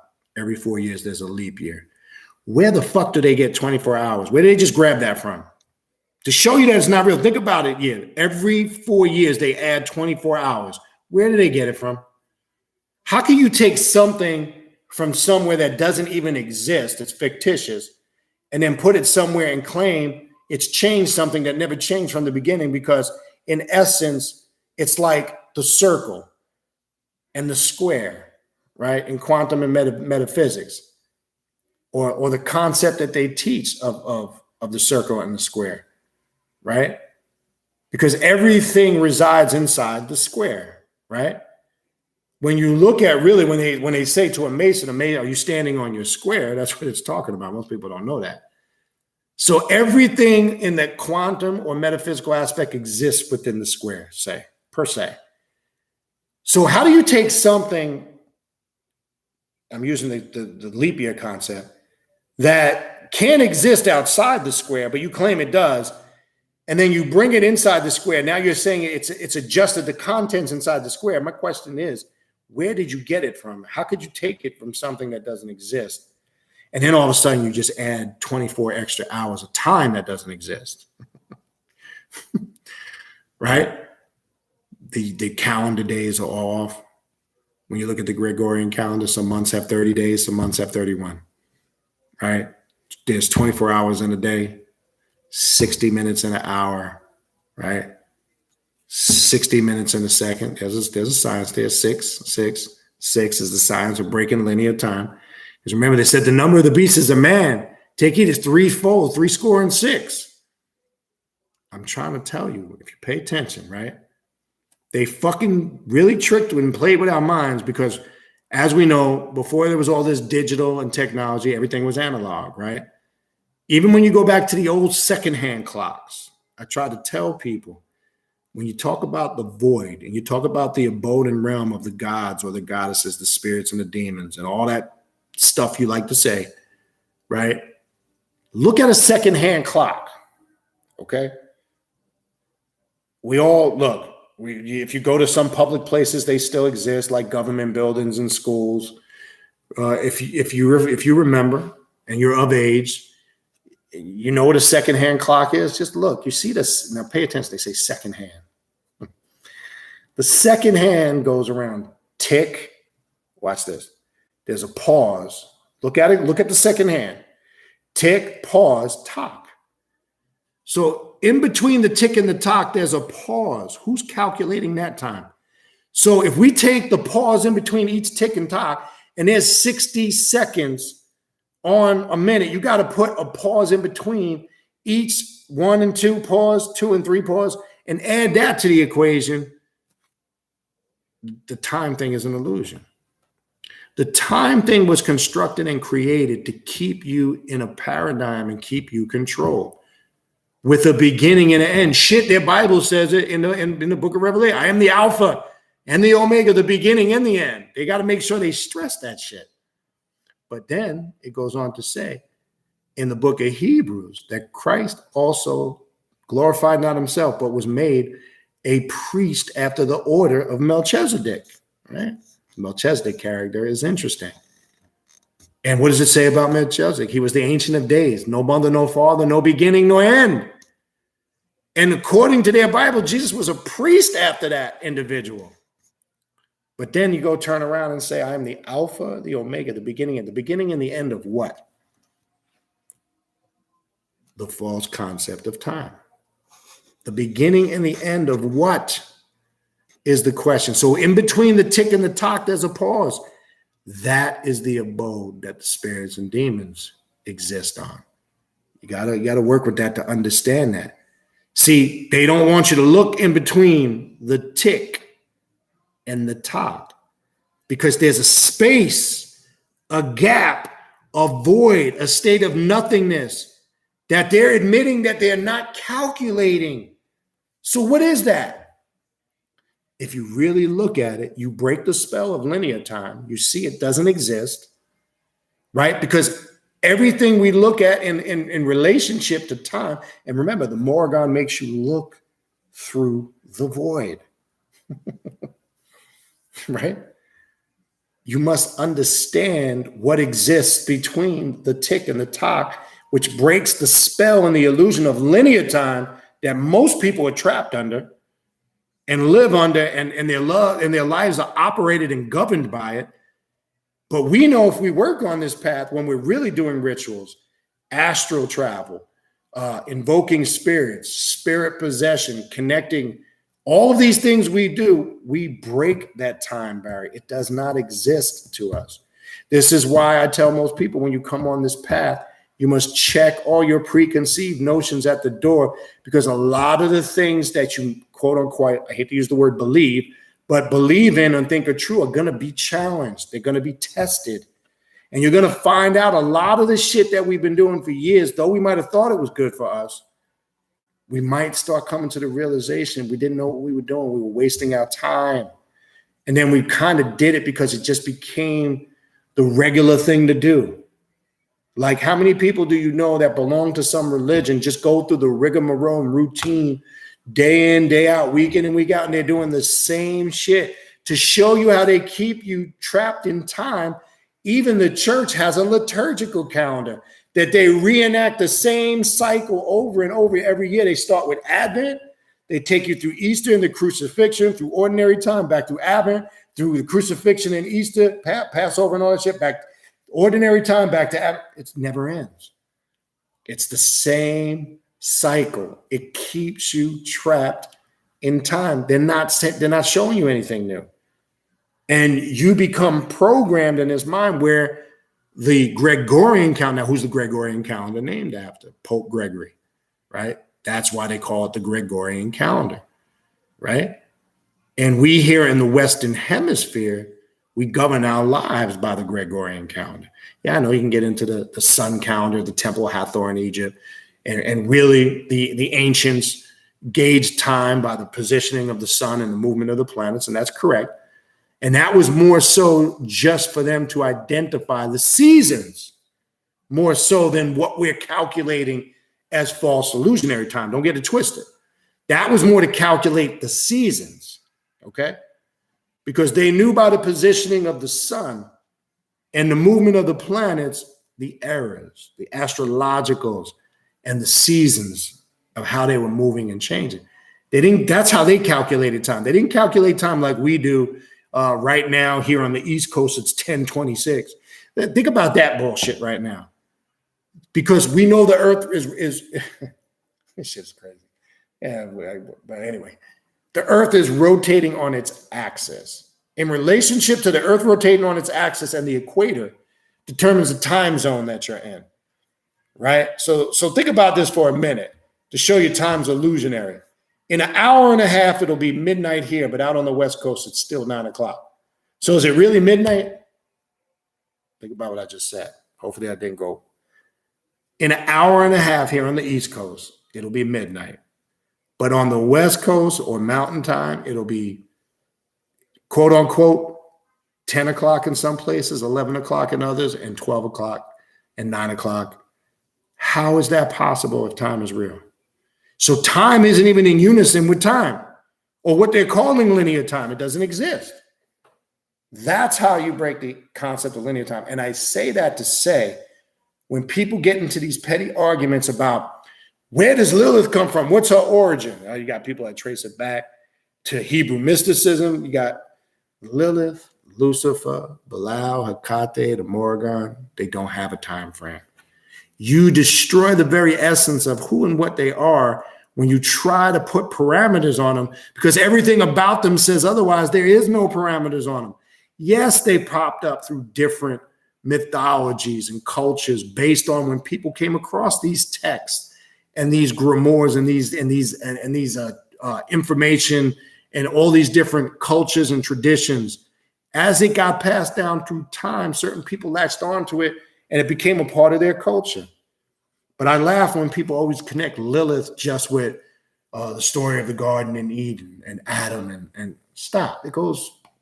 It got connected with that mythology through Hebrew mysticism, which comes way after the fact, if you really want to get into historical information. But to me, there's much more important things to focus on. All right, last one. And then that's it, man. It's a wrap. Hold on. All right. And then the last thing on Maka, and here's the kicker. Okay. Of the three, she is one most experienced with human interactions and is often called upon for navigating hostile situations. So she can navigate you through blockages, emotional issues. She can be a road clearing spirit, right? Helping to restore one's personal sense of power. Just as one might be in a right relationship with a horse before riding it, Maka helps us be in right relationship with others. But here's the kicker. But even more importantly, she helps our relationship with ourselves. That's the most important thing. Ourselves. See how it always goes back to self? So you heard all that other stuff. This is what I love about this path. How these spirits and demons deal with the duality of what we call all these different aspects of harmony and balance that we're trying to obtain, but yet not avoiding all the things that other paths will classify as negative. But more importantly, she helps our relationship with ourselves to repair it, to fix the things about ourselves that we need to work on, to understand the good and bad about ourselves. Because when doing that, then we can truly embrace ourselves and improve that relationship. Last one, Morrigan herself. Morrigan was considered a queen among the gods, living in the Sigi, the fairy palaces of the Tuatha de Danann. She was known for inciting battle, strife, and deeds of valor. She was also known for her wisdom. Look at all these characteristics. Generosity and prophetic abilities. This describes everything we tried to obtain as a sorcerer, a magician, a black adept, all those terms we use. These are all descriptions of why we do what we do. I would hope it is. Watch. She summoned kings into battles, strategized with gods, and stood with the slain. Morrigan offered morbid prophecies, cursed when insulted, and showed no mercy upon her enemies. So this is the warrior aspect, right? She was also connected with wealth and fertility and with a generous and hospitable reputation. She was sometimes said to be even greater than the great god. Morrigan could appear as a beautiful woman, an ugly hag, a scald crow. Her hair could be black, red, or gray. This is the sister who devotees generally, but not always, meet first in their Morrigan journeys, if you work with the spirit. The myths of the Morrigu or the Morrigan shape the overall understanding of the sisters.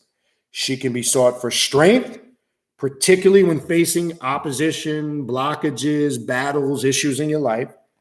Because of her sexual encounters, I'm not going to get into that tonight, there's a whole sexual aspect to it, she is sometimes sought out for matters of intimacy.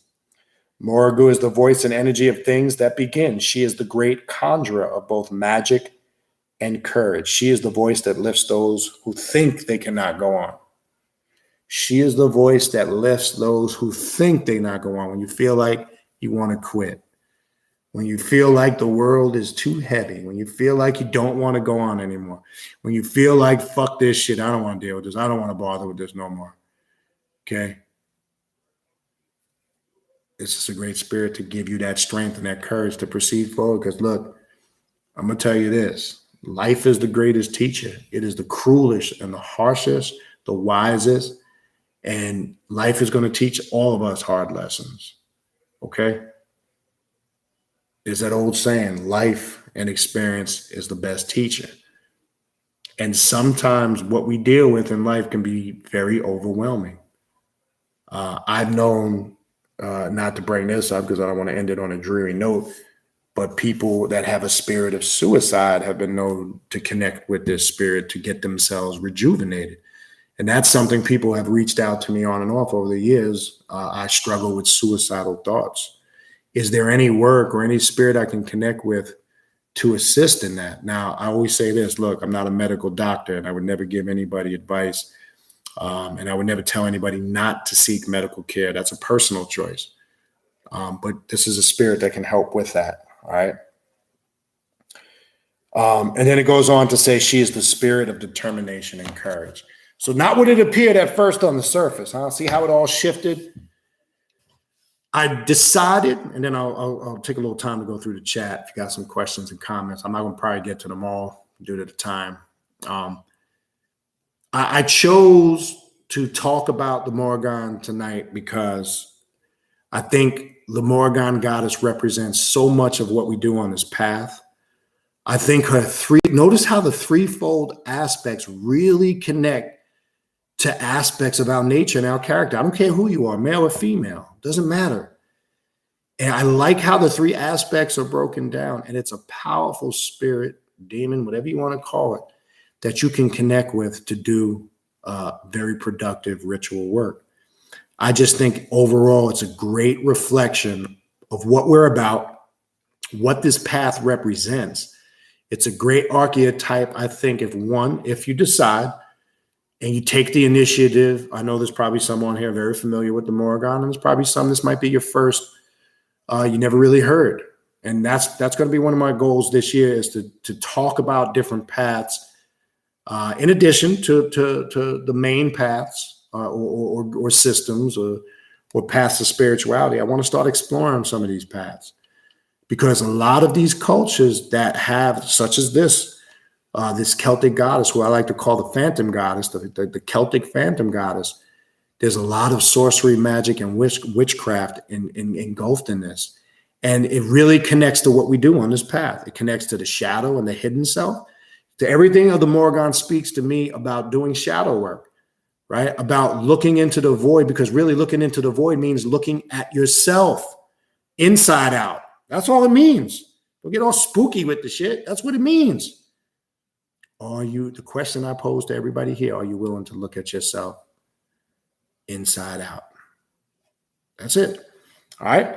So let me go through some of the questions and comments. Again, I'm not going to be able to get to all of them. So I'm going to start at the top to be fair for those that were here early and might still be here.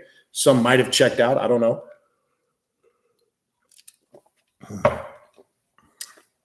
All right. So infernal blessings, greetings, peace and love, peanut butter and jelly, and all that good shit. Earlier, if some of you guys came in late, some of you might be familiar. I don't know if he's still here. But Thomas Leroy was in the chat earlier. Check out his channel and check out his website. Hold on one second. I think I can, hold on right here. But if you just simply, hold on 1 second, let me do this real quick. Hold on. Give me 1 second.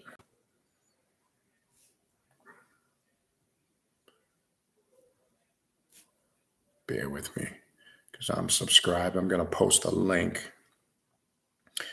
And some of you might be very familiar. Hold on.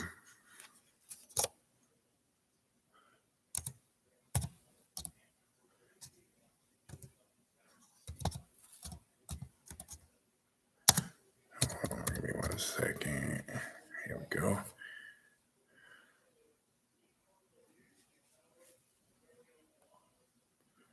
I'm going to copy the link here real quick. Hold on.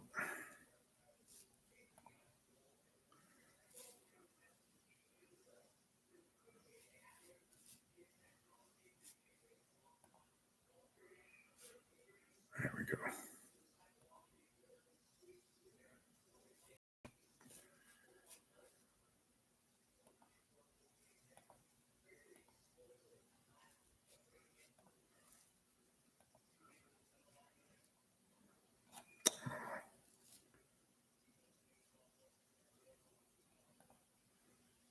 One sec. Okay, there we go.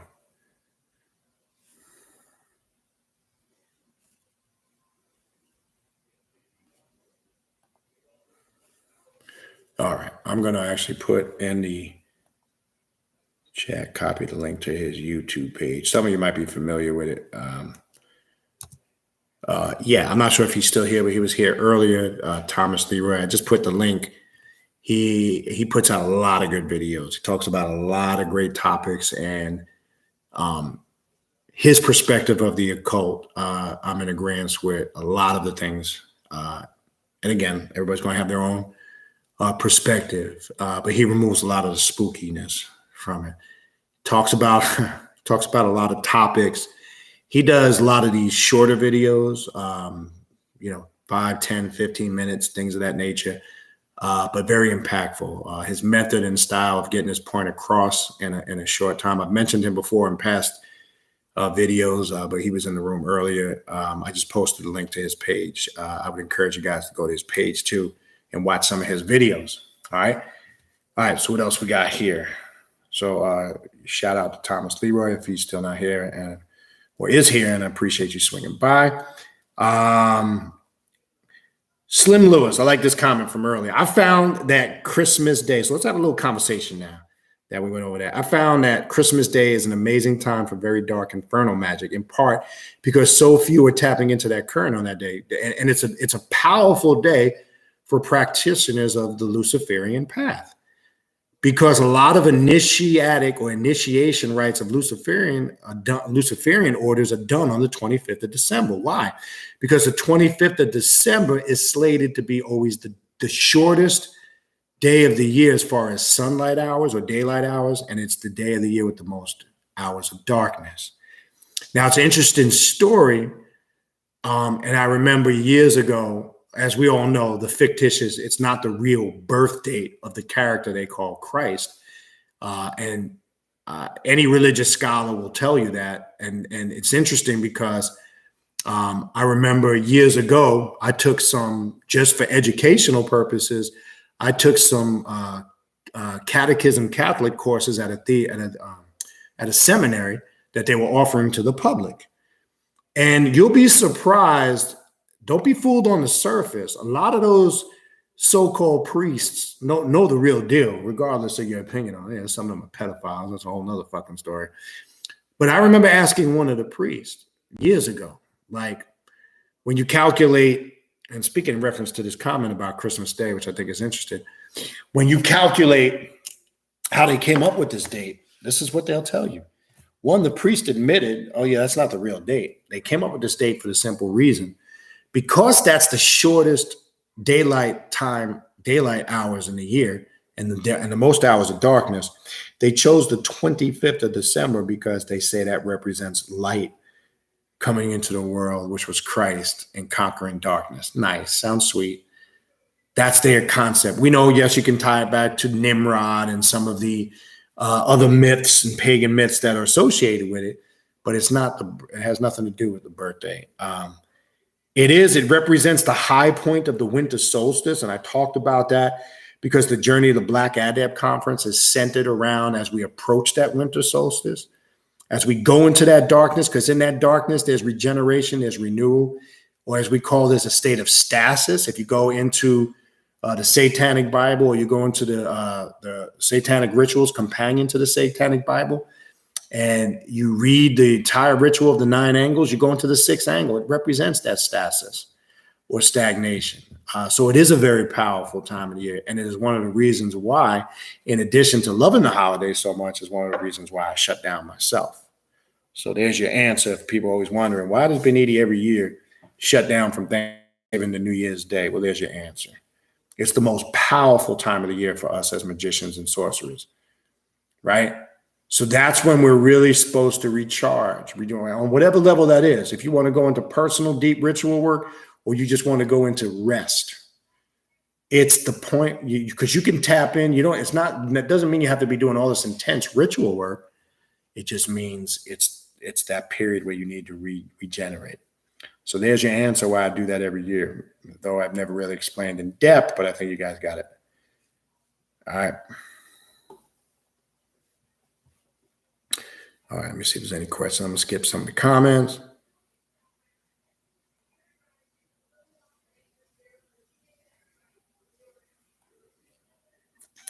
Yvette says, I thought I had something on me when I spoke to you about it. I felt dumb because I let my mind get the best of me.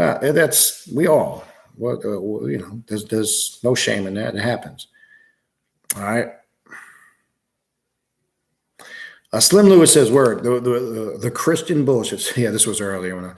When many left-hand path folks reference the Bible and the many demons are described therein as some sort of accurate historical book. Yes, I reference it, not really so much in reference to demons. I agree with you. That's a bunch of bullshit. I'll reference it to show the inconsistencies, because sometimes it's crazy, because a lot of those passages in scripture, sometimes they tell them themselves and they don't even realize it. So I'll use it to point out the inconsistencies and the contradictions. But you're right. Like, one thing I can't stand people do with the Seals of Solomon and the Goetia, it gets me sick to my stomach, because they act as if the Goetia are spirits that are exclusively connected to that point when it comes in reference to Solomon, and that's just not true. We covered that, and we're in the process of going to the second stage of that, dealing with those goetic spirits. And really, their history goes way beyond that. And again, not to get into all the historical mumbo jumbo back and forth, because really, in essence, nobody could really put a time frame on any of this stuff. Okay. Yes, you have point of origin based on grimoires and writings, and, as I say, cultures and civilizations.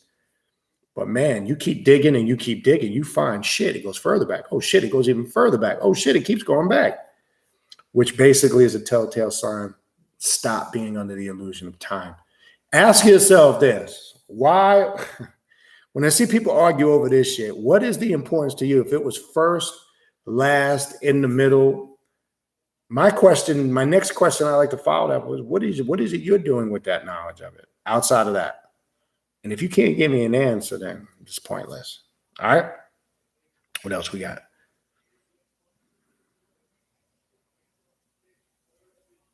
Yes, good comment by Serpent-Headed Mask. As far as underestimating and not understanding working with some of these spirits, he made a comment earlier. I see that same attitude with people in reference to Sekhmet, the Egyptian goddess, how nurturing she is and blah, blah, blah. Yet don't realize the other aspect of that. It's brutal if you're not. Man, let me tell you something, man. And you've heard me say this several times over the years. Sekhmet is one of the most fiercest warrior goddesses you will ever work with. You don't fuck around. All of the female Lilith has a mothering nature. Kali does. They all do to that extent. Oh, yeah, no doubt. But as Serpent-Headed Mask described here, don't get it twisted. Because when you unleash the devouring warrior goddess aspect of Sekhmet, when she turns your whole world inside out, because there's an old saying, and this is what Sekhmet lives by and thrives off of it, it all must be destroyed to be built back up again. I want to make this clear. Essentially, you said that when you came on this path. You may not be aware, but that's what you're saying to the spirits. I'm here. Rip me apart from inside out. Go to work on me and give me the knowledge and the awareness of what I need to do to better myself. That's what you're essentially saying when you come on this path. You're embracing the challenge, not running from it. You're willing to conquer your fears, your shortcomings, not running from it. And you're saying, I'm willing to prepare myself to embrace the change that comes along with it, because that's the thing I've said off and on so many times for the years. And because this comes up with Sekhmet, some people underestimate the level and the intensity of the change that comes along with it. Don't do it. All right. Brother Gumbo, I don't know if you're still finally made alive. Well, good to see you here, brother. What else we got here? Yeah, Serpent-Headed Mask made another good comment. I'm going to try to skip the comments, but some of these, I feel some people think that these gods and deities and demons are their personal servants and treat them like they are their pets. Yeah, you don't want to do that, because you fuck around and get it confused. You're going to see how much they're your pets. The Omni Crumb Cake. Yeah, I can't keep up with all these titles for the Corona. They got the Crumb Coffee Cake, Omni Crumb Cake. They got, man, listen, these motherfuckers are creative. I got to give it to them, though. You guys probably recently, I had to laugh when I saw this. Not laugh. It's not funny, regardless of your take on it, but this shit was funny. They got something they said called, they got one called, it was the Deltacron, which was a combination of the Delta variant and the crumb cake, the Omnicron, whatever the fuck they call it. And then they had another shit called the Flu-Rona, when that's where you have, now this is the shit that threw me off. The Flu-Rona, pay attention, that means you have the flu and the coronavirus at the same time. How the fuck? Stop for a minute. See, where they play with your mind, the fucked up thing about this is you look at all the symptoms. It's just like a common cold or the flu. So what's the first thing that's going to happen? You start coughing. You get flu-like symptoms. Is it the crumb cake, Omni crumb cake, coffee crumb cake, whatever the fuck? Is it the flu? You don't know. Remember I said earlier, if I can control you through fear and I can control your emotions, I can get you to move and do whatever I want. You think about that for a minute. Now they really fucking with you. There's Flu-Rona, there's Corona, there's Myshorona, there's fucking Deltacron, there's Corpus Crom, there's Christy Crom, there's Krispy Kreme. I can't keep up with it. And then guess what? There'll be another one. But here's the game. See, this is what people don't pay attention to. When did this last variant start? The same time flu season started. Let me say it again. When did the other variant, Delta variant, come out? Same time last year, flu season. Guess what's going to happen 2022 when winter approaches, Thanksgiving, the holidays, flu season? It'll be another, and they'll call it a variant. It's a mute, but pay attention. They throw the word mutation in there. When you clone something or it's something that's a mutant of an original and mutates, it becomes what? Weaker. Yes, it can become very more contagious because now it's broken down into different fragments and variants. So they say this one was much more contagious, but wasn't as deadly.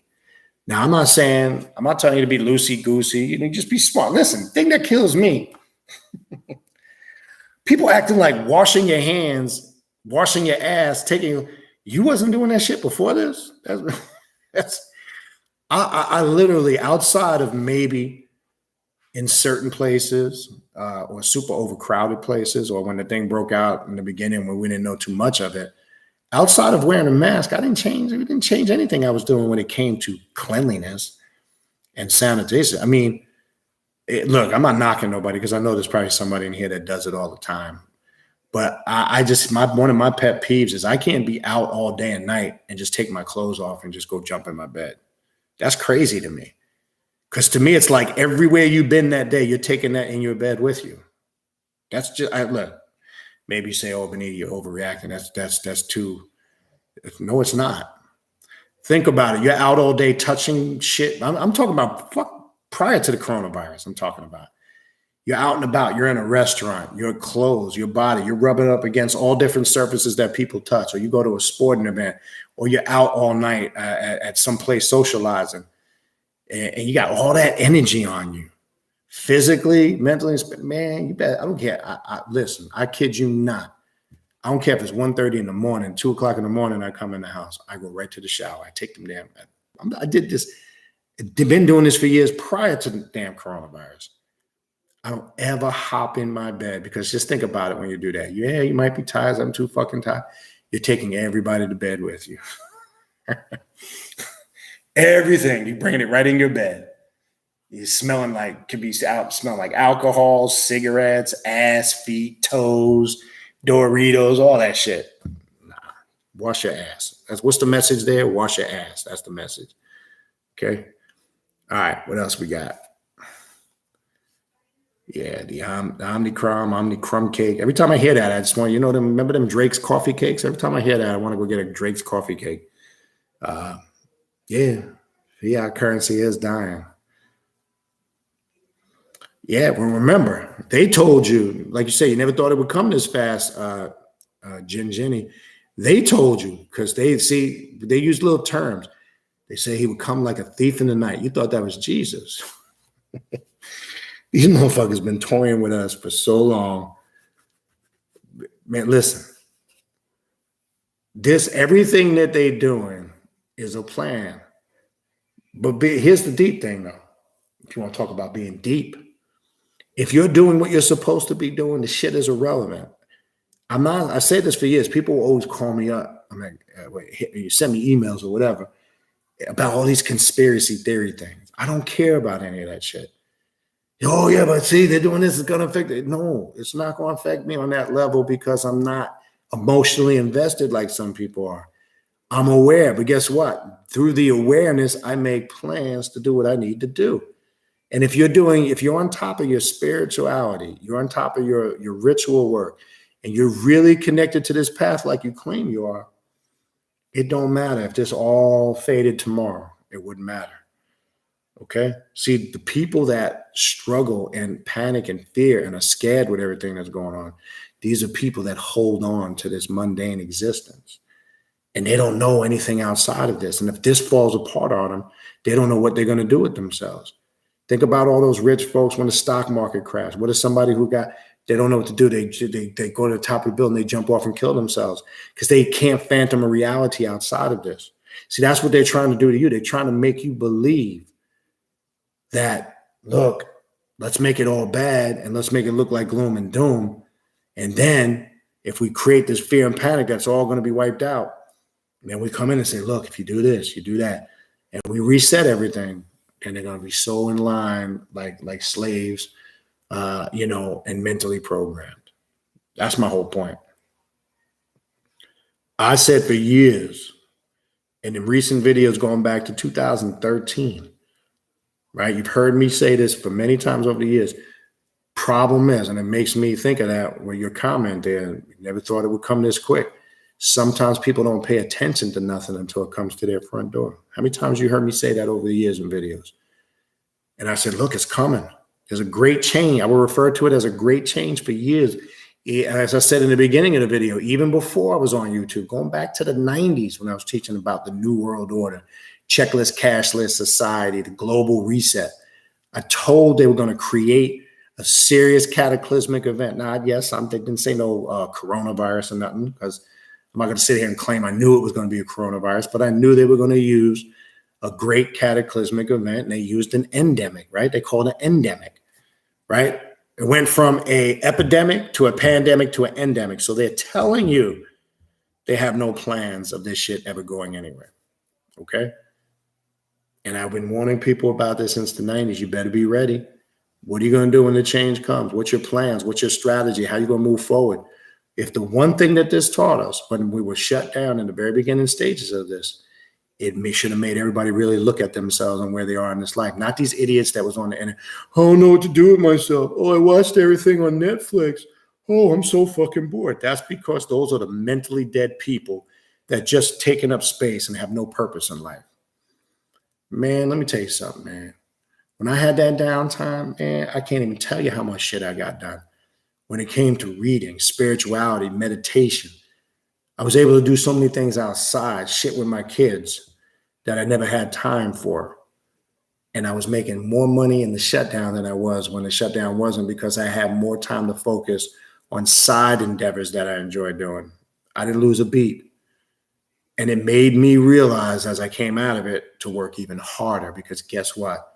It's nice working for a company, this and that, or running a business and making good money. But I don't want to do this shit no more. You understand? I want to do what the fuck I want to do, when I want to do it, and how I want to do it. So it was a reality check. You should remember, in stasis and stagnation, there's growth.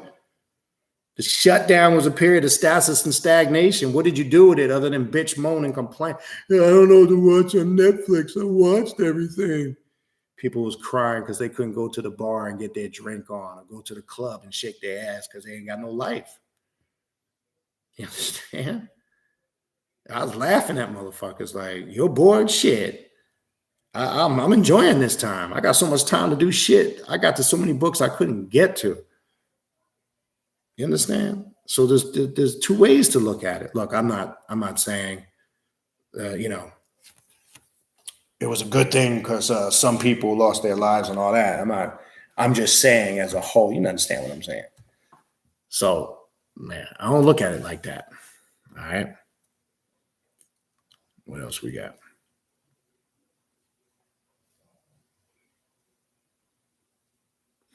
Oh, that's interesting. Hala Vegeta says, crazy. I did not know nothing about the Morgan, but I put her in my libations. That's interesting. To me, just a personal opinion, that could be a sign to look further and more into it. That's crazy. All right. All right, what else we got?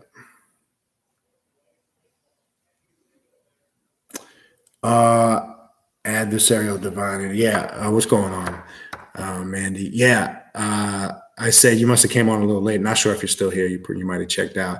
But yes, the yearly forecast readings are running for a few more weeks. Get ready to shut those down, because after a while you can't do it really beyond February. So they'll go a couple more weeks, probably to about mid-February, and then that's it. So probably about 3-4 more weeks, maybe 5. Then the yearly forecast readings will be done until next year. The yearly forecast readings, which that's always what I'm super busy with at this time of the year for the last 3 years, is a detailed yearly forecast reading to kind of show you what's in store, what you can expect for your year. Not that you're a victim of that, but because there's going to be stuff that comes up in that reading that you're going to label that's not positive, but it gives you the knowledge and the information. You have the ability to alter or change that. So it kind of tells you a whole yearly detailed outlook of what you can expect for your 2022. So yeah, if anybody is interested in a yearly forecast reading or any other spiritual reading or consultation that I offer, shoot me an email and I'll send you the information on that. So yes, the answer to that question for the moment, yes.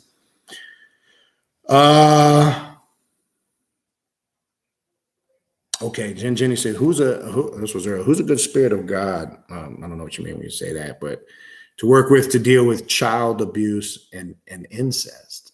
Or Zili Dantor in Boudon is a very good spirit for that, because she's any spirit that deals with the protection of women, children, sexual abuse, but especially children. Right. Another good one is Bes in ancient Egypt, Bes. It's another good spirit. He's the protector of women and children. Also protects the children when they're still in the womb or the stomach of the female. Any of those spirits work effective with that. And then Lilith, right? Because Lilith deals. See, people miss. I'm just saying this because people, to me, have so many stereotypes about Lilith that limit her ability and what she represents on a more wide scale of things. Lilith is another great spirit. Now, it also depends when you say with that to deal with it within the individual, because then there's obviously spirits you could deal with to maybe that's a whole nother story. The person that's the abuser for curses and spells, that's a whole nother story. I'm not going to get into that here openly. But to deal with, I would recommend the Kali, another one, right? Kali is any spirit basically that deals with road blockage. If you're dealing with personal issues, any road clearing, I use that term a lot. Any road clearing archetypes or spirits that remove blockages in your spiritual paths and roads, and in that case, that's a huge blockage. You can work with any of those archetypes that can assist with that big time. Even the few that I just mentioned. All right.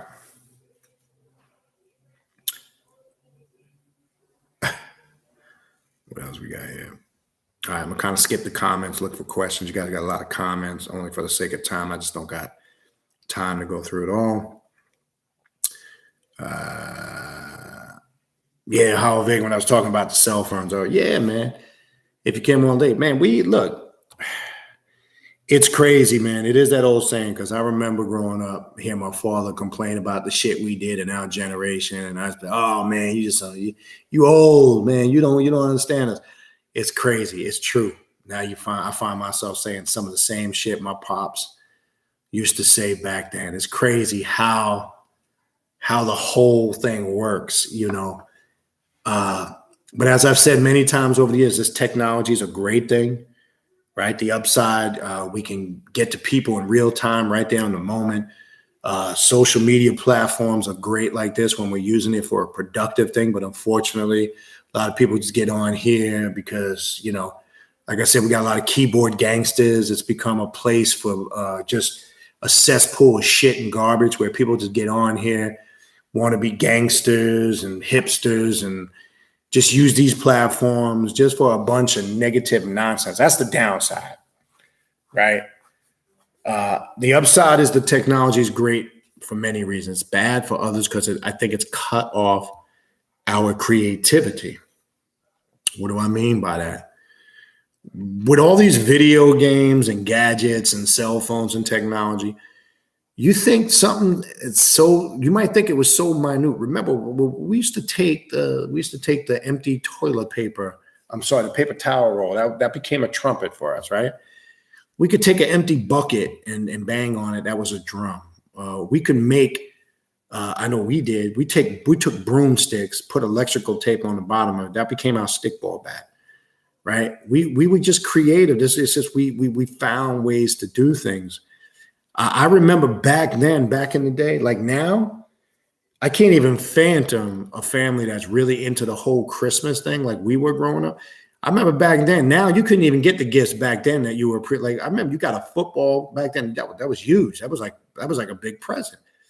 You got these things. You were content with it. Now these kids want these gaming systems. This shit's thousands and hundreds of dollars, man. You go broke, if you don't watch your money. I say that to say our appreciation, our connectiveness, our creativity, and our right social reaction has been disrupted and destroyed by what's going on in the world right now. That's a fact, right? Kids don't know what it means when you say go outside and play. What is that? We were told that as kids. Go outside and play. Why don't you want to go outside and play? Right? We go outside, ring alevio, run, catch, and kiss, hide and seek. We had a game we used to play in the streets called Stolen Bases with all the kids on the block. Two people we'd get a baseball glove, two people would catch, throw the ball, and you had to run. There was a base on each side. You had to run without getting tagged, and you kept playing until everybody got tagged, and the last person left, was the person that won the game. Stolen base. We created these things. These are things we did as kids. Remember catching fire? I remember catching fireflies at nighttime in the summertime in New York. Remember that, catching the fireflies? I mean, we did things that were simple, that were creative, and that kept us busy, and it was fun. And we interacted with each other. See, the problem is now you got a lot of introverted people, a lot of people with mental problems, emotional problems, and disorders because they've never been taught to properly socialize. They were birthed into a world that breeds introvertedness. And there's nothing wrong with being introverted to a certain degree, because that's part. You need to be to yourself to a certain degree, but I'm not talking on that level. I'm talking about when there's some people who are so introverted that because they got mental problems, social anxiety, right? A lot of people in this generation, social anxiety is on the rise because, again, you're birthed into a world that breeds non-actual real social contact, right? And now think about what everybody's been going through for the last 2 years who's dealing with that. Now compound the pandemic on top of that, where wear a mask, stay several feet away, social distance. Think about somebody who's already struggling with that shit, and think about now you put that on top of it. That's like a ball of dynamite getting ready to explode. I'm saying all these things, man, because we got to realize the days and times we're living in. We got to look at this thing in its big perspective. It's not about reminiscing about back in the days, even though a lot of it, it is reminiscent. It's to go to show you where we came from and where we're at now. And not all of it is bad, but not all of it is good either. It's up to you to cipher out the bad and dwell upon and grow upon what you're labeling as good, or that's personally good for yourself. Because as I said before, tell kids to go outside and play. They don't know what the fuck that is. Go outside and play. All right? I'm not talking about going back. Look, like I said earlier, in the summertime, we was riding our bikes all over the place. We riding our bikes all over the neighborhood, down to the corner store, down to the grocery stores, over our friends' houses. And we all get together in groups and just ride the bikes all over the neighborhood. Big wheel races when we were even younger, riding the big wheels, playing stick ball, football, basketball down at the playground. You couldn't find us at home. You try to find us at home in the summer. When schools, I remember, look, remember back when you were a kid, to show you time is illusionary. Let me show you this shit. Ask yourself this question. And again, if you're an older person, more mature in age, my age or around that age, in your 40s, your 50s, right? Ask yourself this. Remember when you was a kid and summertime came and all the fun you had, but didn't summer feel like it lasted forever? Well, didn't it always feel like an eternity? And then you dreaded that moment when it ended and you had to go back to school for the first day. But reflect back when you were a young child, elementary, middle school, maybe even high school, and always reflect back how long the summers seemed, right? Now ask yourself, why is it as you get older, when there's a false time change, why does it feel like you don't have no time as you get older? Why does it feel like the days go by quicker? Why does it feel like everything comes and goes? There's cycles and rhythms to time. People don't understand that. Okay. People say, I'm getting old. Yeah, part of it you're getting old, but part of it also is you're breaking through your understanding and understanding that linear time isn't real. That's what sped up. And now you understand. Now you see it feels like it's going faster. But when you were a kid, right, and you weren't really paying attention to either or, whether you just felt you were so engulfed in the moment that it felt like it was an eternity, but then when it ended, you felt like it came crashing and burning and it ended too quick. The reason why it's not that it felt like an eternity, it's because when you're in the moment and that moment is creating so many different separate moments of joy and happiness, right? We look forward, like we all, when we were in school was young, we look forward to the summers and the holidays because our energy was so focused on that. And because creating those multiple moments of joy, time didn't really even exist to us. And that's why we say it felt like it was forever. Because think about it. I can remember as a kid in the summertime, not even know what the date was. Think about it for a minute. You knew was the month. It was July something or whatever. You might have known when 4th of July, but you really didn't even really know. I remember going, dude, I didn't even know what the fucking date was. Why? Because I was so involved in what we were doing. It ain't like that no more. Shit has changed. See, the more that they throw on us, the more we get disconnected from our creativity. And what's the ultimate goal and the objective? The ultimate goal is to program it from head to toe. They don't want you to make any decisions for yourself anymore. They want to make the decisions for you. They don't want you to have the choices you want. They want to put the choices in front of you that you need to choose from. They want to tell you how to spend your money and where to spend your money, right? Because it's big tech, big corporation, big takeovers. Look what this pandemic did to small businesses and small business owners. That their whole livelihood was invested in it. It's not now. It's about big tech, big corporations, and the mom and pop business or the mom and pop store, the mom and pop restaurant's almost obsolete because they can't compete anymore with the big chains. Okay, think about what Amazon. Look, I love Amazon. Don't get me wrong. I love it just for the convenience, not having to go into the store and deal with all the idiots. I'm an Amazon junkie. And my wife is always on. I got something coming to this house every week from Amazon, literally, no exaggeration. A book, something, exercise equipment, something. So I love Amazon for the pure convenience of not having to leave my house, because I hate being in places like Walmart, the malls, because people are fucking idiots. And I know my temper. And people get into people get into Walmart and act like fucking zombies. It's like as soon as they pull in the parking lot, they forgot how to act. Between you get in the parking lot, there's some idiot blocking the whole lane with his blinker on because he don't want to walk 5 extra spaces, and then the fucking out of shape fat fuck gets out of the car, and he should have parked at the back of the parking lot and walked his ass up. But no, he wants to hold the whole line up because he's waiting for somebody to pack their car with groceries because he wants to park closer to the building. Or she wants to park closer to the building. And when they get out of the car, you go, God damn, your ass should have parked way in the back and walked. And then you get inside, and they got idiots who put their carts in the middle of the aisle to look at shit on the shelves. That's my favorite person.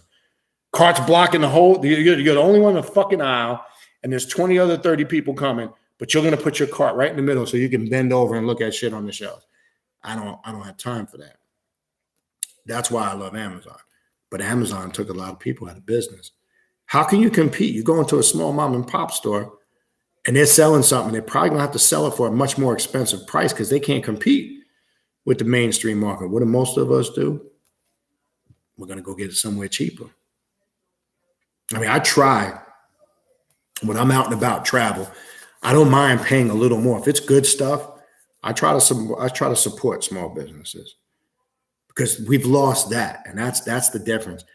It used to experience back in the day when you went shopping. Before all this madness with big box chains, you used to go into these stores. I go back to where I grew up in New York, and I used to go to, you go downtown and you walk into these stores. It was an experience, especially if you shop for a leather jacket or you bought something, you touched it, you put it on, just the hunt and the experience of it. It was the same thing before we had all these digital platforms with music. It was a whole, back in the day, I would classify it was a whole ritual for me every weekend to get on the bus, go down to the Coliseum in Jamaica, Queens, and go into the record store and look at all the vinyl, or go to Shoppers Village in West Hempstead, take the fucking N6 and take it down to Nassau County and go into Shoppers Village where there was another record store. It was like a whole ritual, looking at the vinyl, picking out your records.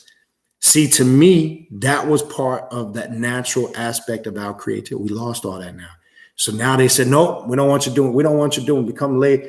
We're going to put everything on a device. You could it's great. Don't get me wrong. There's an upside to it. The upside to me now is with all these zombies that are out there. I can't stand it going to places like that. Like I just said, because people just lose all common fucking sense when they go into these places. It's amazing. And me, the mouth that I got, I don't want to get myself into a situation because I won't hesitate if somebody's cart's blocking, like, fucking really? Can you move your cart? I don't want to rub nobody the wrong way. I don't want to get into an issue with nobody in the fucking parking lot because it's like, come on, man, have consideration for other people. I'm telling you, people, watching how they turn into zombies when they just pull it. It's like the worst fucking experience you could go through. And I don't bother with it. Amazon. I can find anything on Amazon. I get all my hygiene shit. If I don't got to go into the store, I don't even go into the goddamn store anymore because I don't want to be bothered. Because let somebody argue with me over some motherfucking toilet paper. Because you're going to need that toilet paper after I'm done with you. Trust me when I tell you. I ain't got no time for that. So try to avoid it.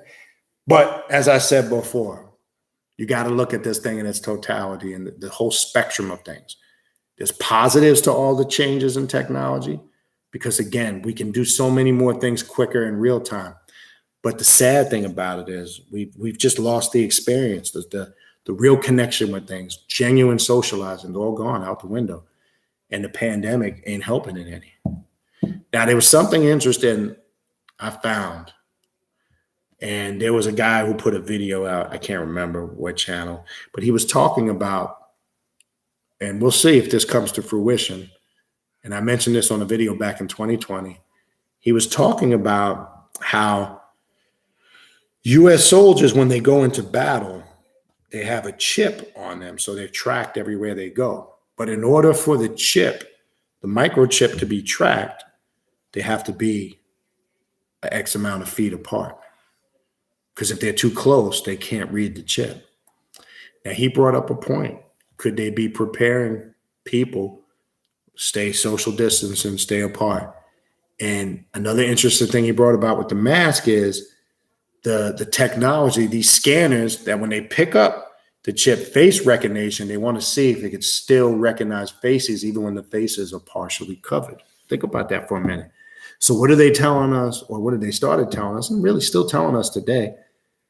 Wear your mask so we can see if we can still scan your face with the technology, if it still comes up.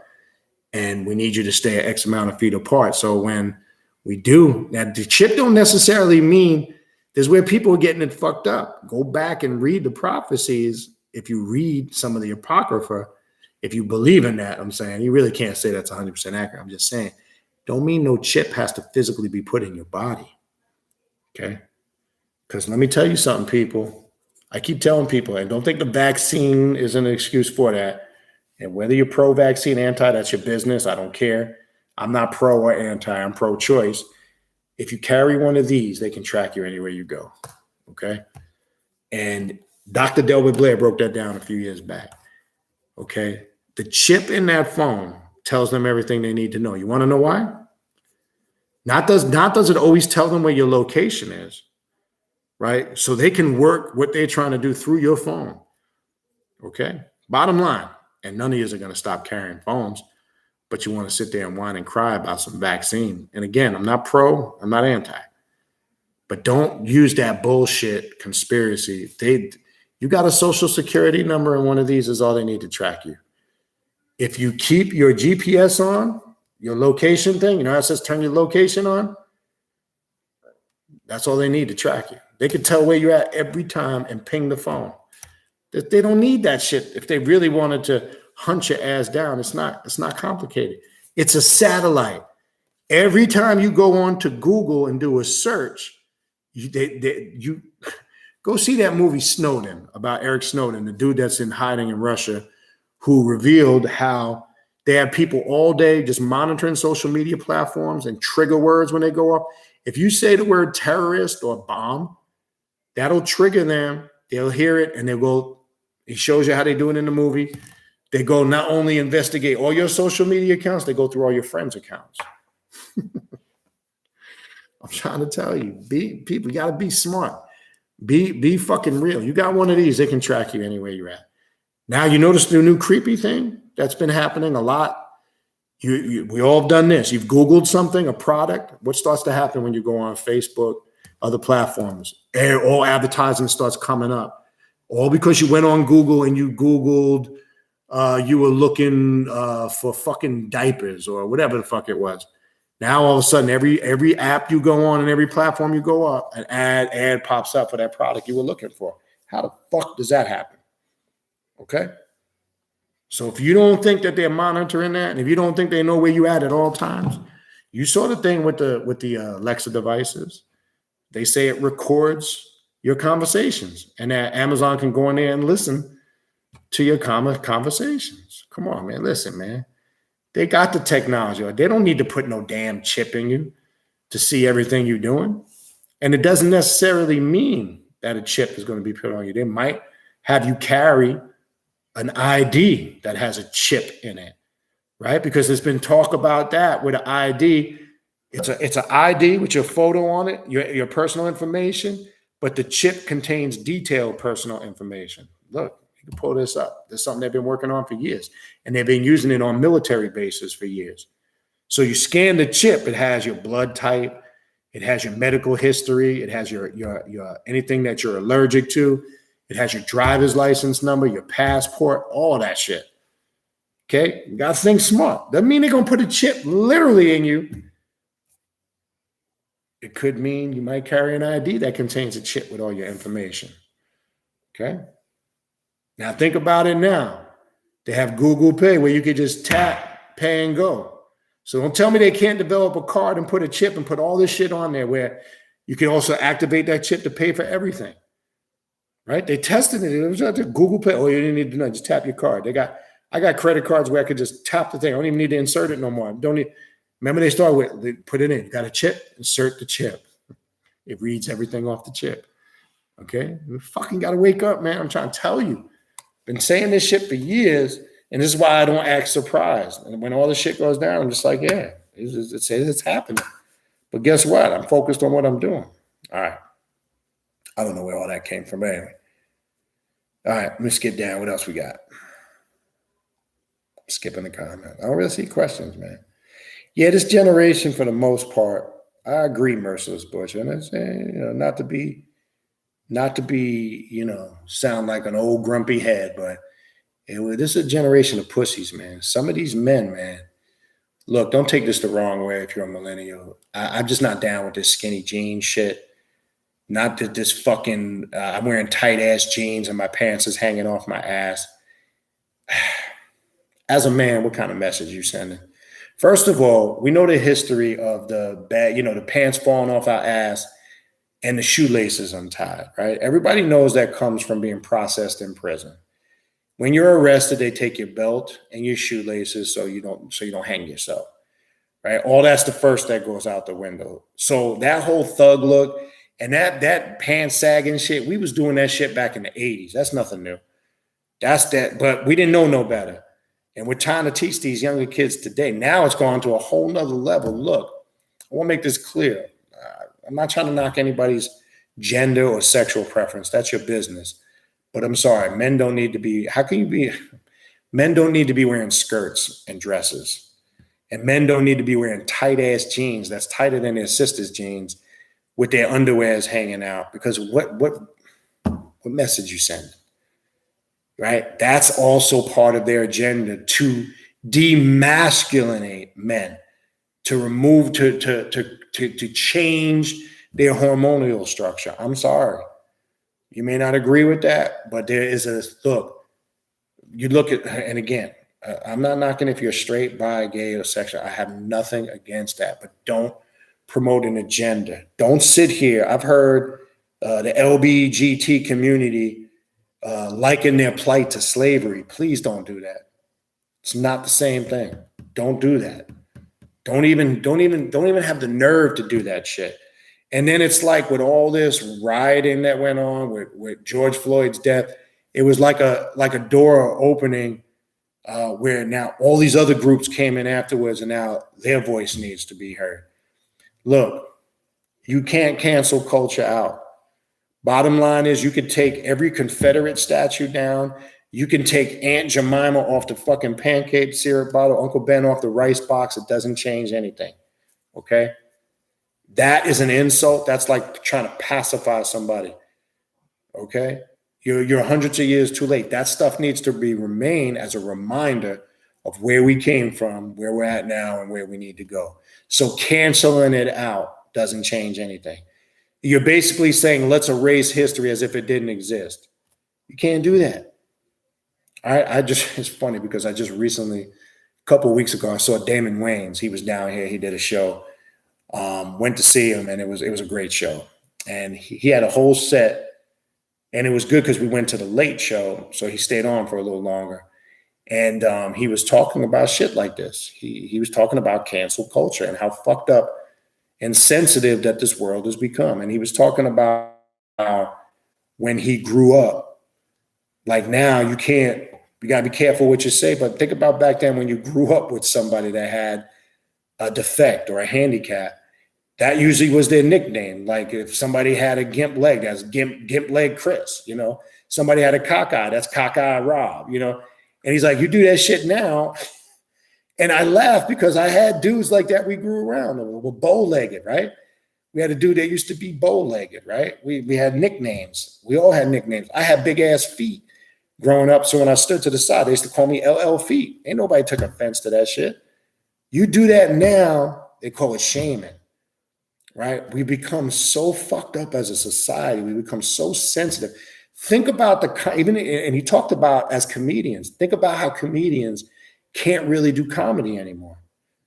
Think about if you go back to when Eddie Murphy Raw and Eddie Murphy Delirious. Can you imagine a comedian coming out today? Look what they just did to Chappelle. And Chappelle wasn't blasting the LGBT community. Listen to what he said. He was just making points like don't compare your play. And he just said some things that they took out of context. So you can't even do comedy anymore because people take shit too serious. And like I say, when Damon Wayans did that set, by the way, it was a great show.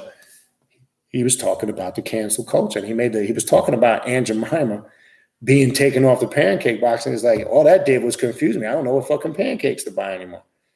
You know, it's an insult, right? It don't matter you could change the name of government buildings that had Confederate names. It's not going to change the history and what's happened. There's no country or any place in this world that wasn't built on war and the oppression of others. Show me one. I don't care. You can go to Europe, you can go to Africa, and all these people that get high and mighty with Africa. Africa is the most civil unrest torn. They have some of the most civil unrest torn nations and have been colonized so bad with Christianity and Islam and Judaism, outside of some of the highly technological places in Africa that are more advanced than some places here in America. So you got to be careful when you're talking about, per se, Africa, right? Because people have these misinterpretations of what kind of place it is, okay? And you're not going there wearing a dashiki and getting off a plane and thinking you're back home, because there's more fuckery going on there than there is here in the States. And you think religion is so fucked up here. Go to a place like Liberia. If you want to see Christianity at its finest, in the most fanatical form you've ever seen, go to a place like Liberia. Go to a place like Nigeria that's been colonized by Islam, okay? People think everywhere in Africa is just this black power, Ungawa place, and then I go there, all my problems are solved. It's not, okay? And I said before, I ain't trying to go nowhere. I'm staying right the fuck here. So all you motherfuckers that want to go, let me know when you're going. I'll help you out with a plane ticket so then we can get rid of most of you motherfuckers, okay? I'm bringing these points up because you have to look at the spectrum of all this shit that they got going on. When you go to all these different places all over the world, there's a lot going on, and for a lot of reasons.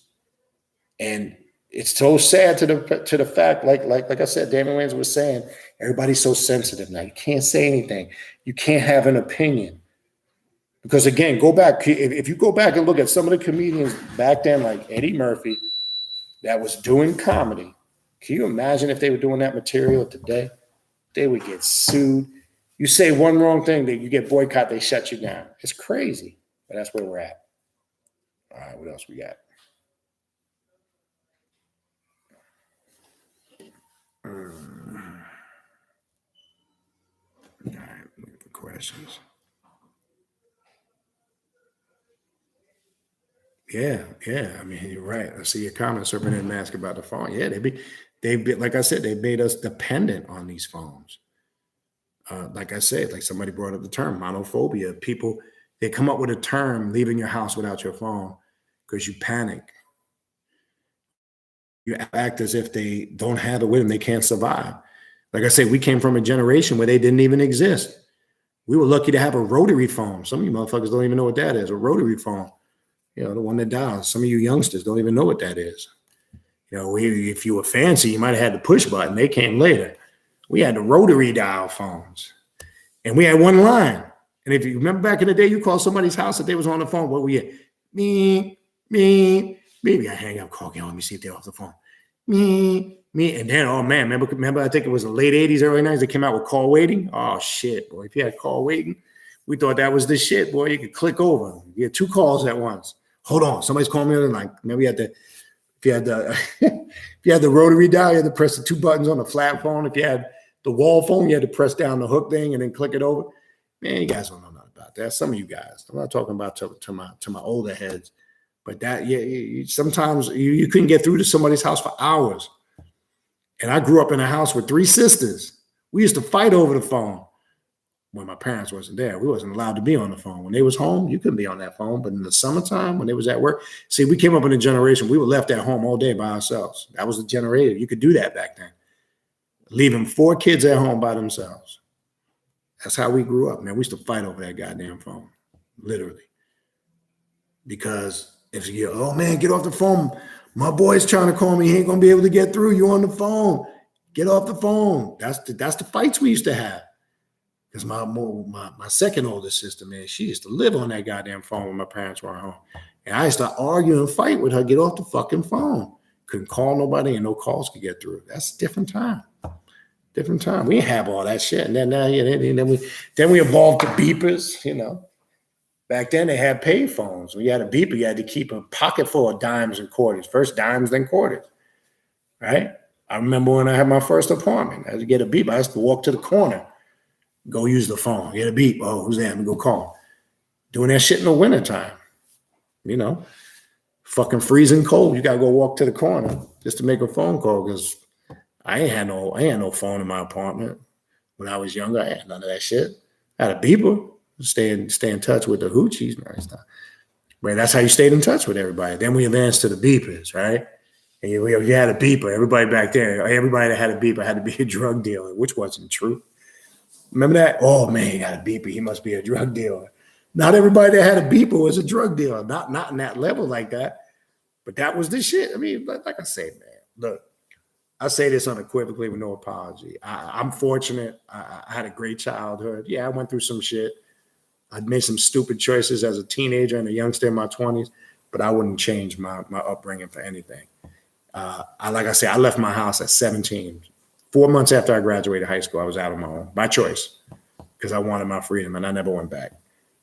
Okay, so I come from that generation and time, and it's hard for me to relate to people who bitch and complain. And I try to be patient, even with my child. Well, he's not a child, he's a grown-ass man.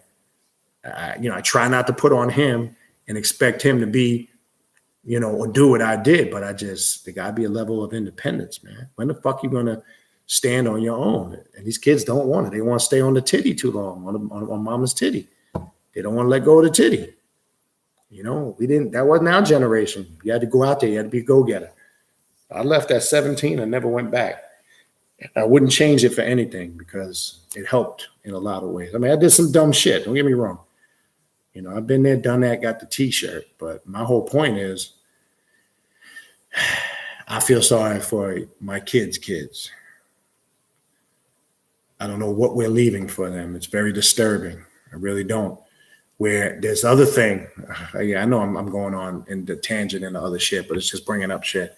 There's this other thing they're trying to pass, which you guys might have heard, where they don't want your child to pick its gender until they're a couple of years old. Are you fucking serious? Yeah, this is the thing they're trying to pass.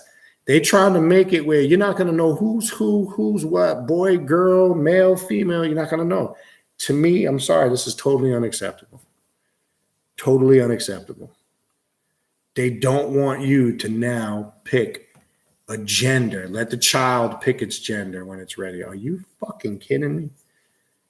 I mean, I'm done having kids, but let me tell you something. If I wasn't, let my child be born in a hospital and you tell me some shit like that, I'm going to tell you what the fuck the kid is. A kid got a dick, it's a boy. Got a penis, pussy, it's a girl. Okay, don't fucking run that bullshit on me. See, to me, that's somebody that got an agenda. And it's something I used to talk about years ago called neutrinoids. And I was long before I was on YouTube. I was talk years ago about how they're trying to create a neutrinoid race where you're not going to be able to determine race or gender. That's what they're doing. I'm trying to fucking tell you, this shit is deep. I don't really talk about a lot of this stuff because it's not really the platform, but I'm just saying, believe me, don't think I'm not on this shit because I know. Yeah, anyway. All right, what else we got here?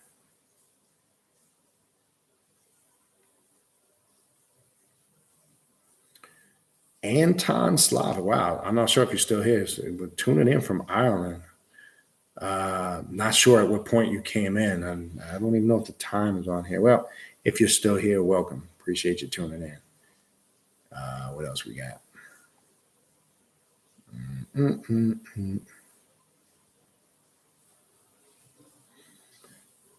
What else we got?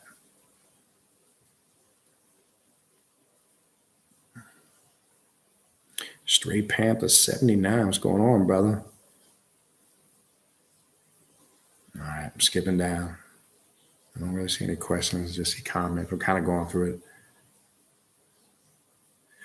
Interesting comment by Anton Slavic. And again, I don't know too much about the language, but he made from what he's saying, I have seen that in some of the stuff I looked at.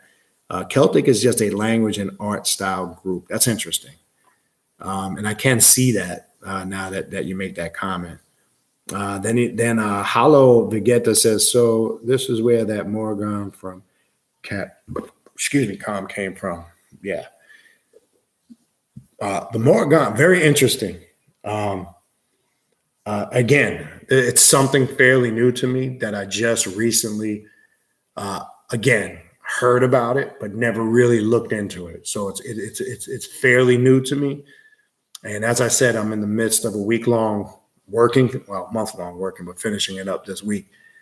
And I found it very interesting. And as I said earlier in the video, I've likened her energy to Hecate and Lilith, very, in my experience. And again, it's personal. People who have worked with the spirit might have different experiences, but man, that energy, that vibe, that frequency to me was very similar.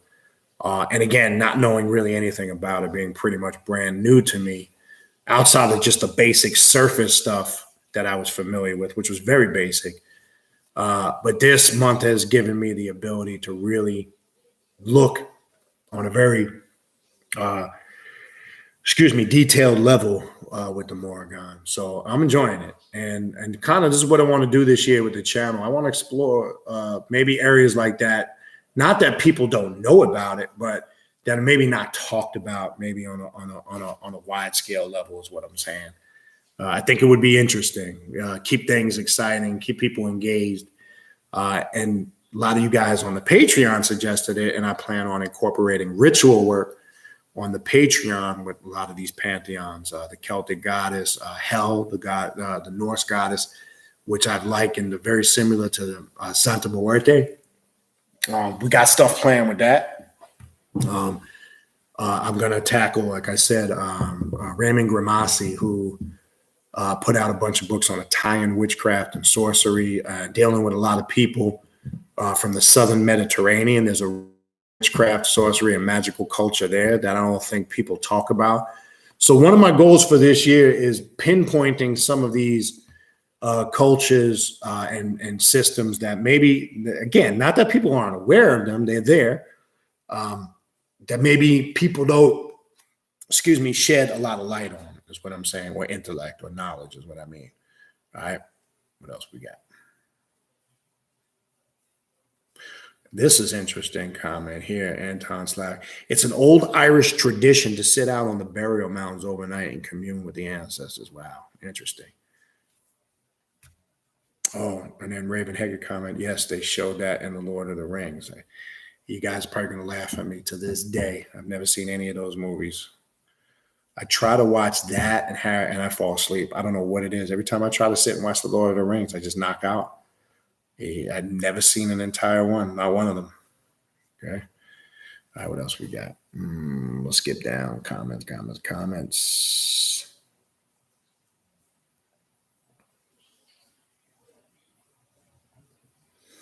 Yeah, you're right.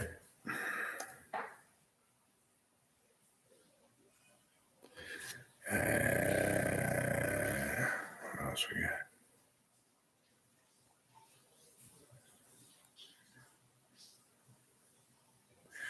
Interesting by Lady Owl. What if the fear came from childhood nightmares of vampires, not something I created as a child, but spilled over to adulthood? All right. So my question to you, Lady Owl, would be: we'd first have to identify. Obviously, there's a point of origin of these nightmares, right? So as you say in your comment, not that you created as a child. I'm good, people. I'm just yawning, but I'm good. But you say spilled over into your adulthood, right? What is the point of origin of these nightmares with vampires? What has created them? Is it symbolic because it represents something, a fear that you're dealing with? And why the connection with vampires? Is it something literal that you connected with? So we'd have to start there, right? That would be where you want to start as far as figuring out what's going on, right? And then from that, doing that process, you'd be able to identify how to work with that or attack it via working with certain rituals, spirits, or demons. That's the key. What's the point of origin? Where did it begin is the question, and what was causing it or is causing it, right?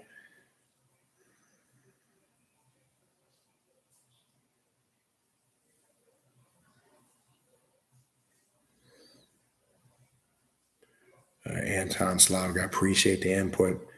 Obviously, you being from Ireland, I appreciate you breaking down some of those words. And you say here, the banshee, wow, screamed at me after a painful breakup. My pain was externalized so powerfully.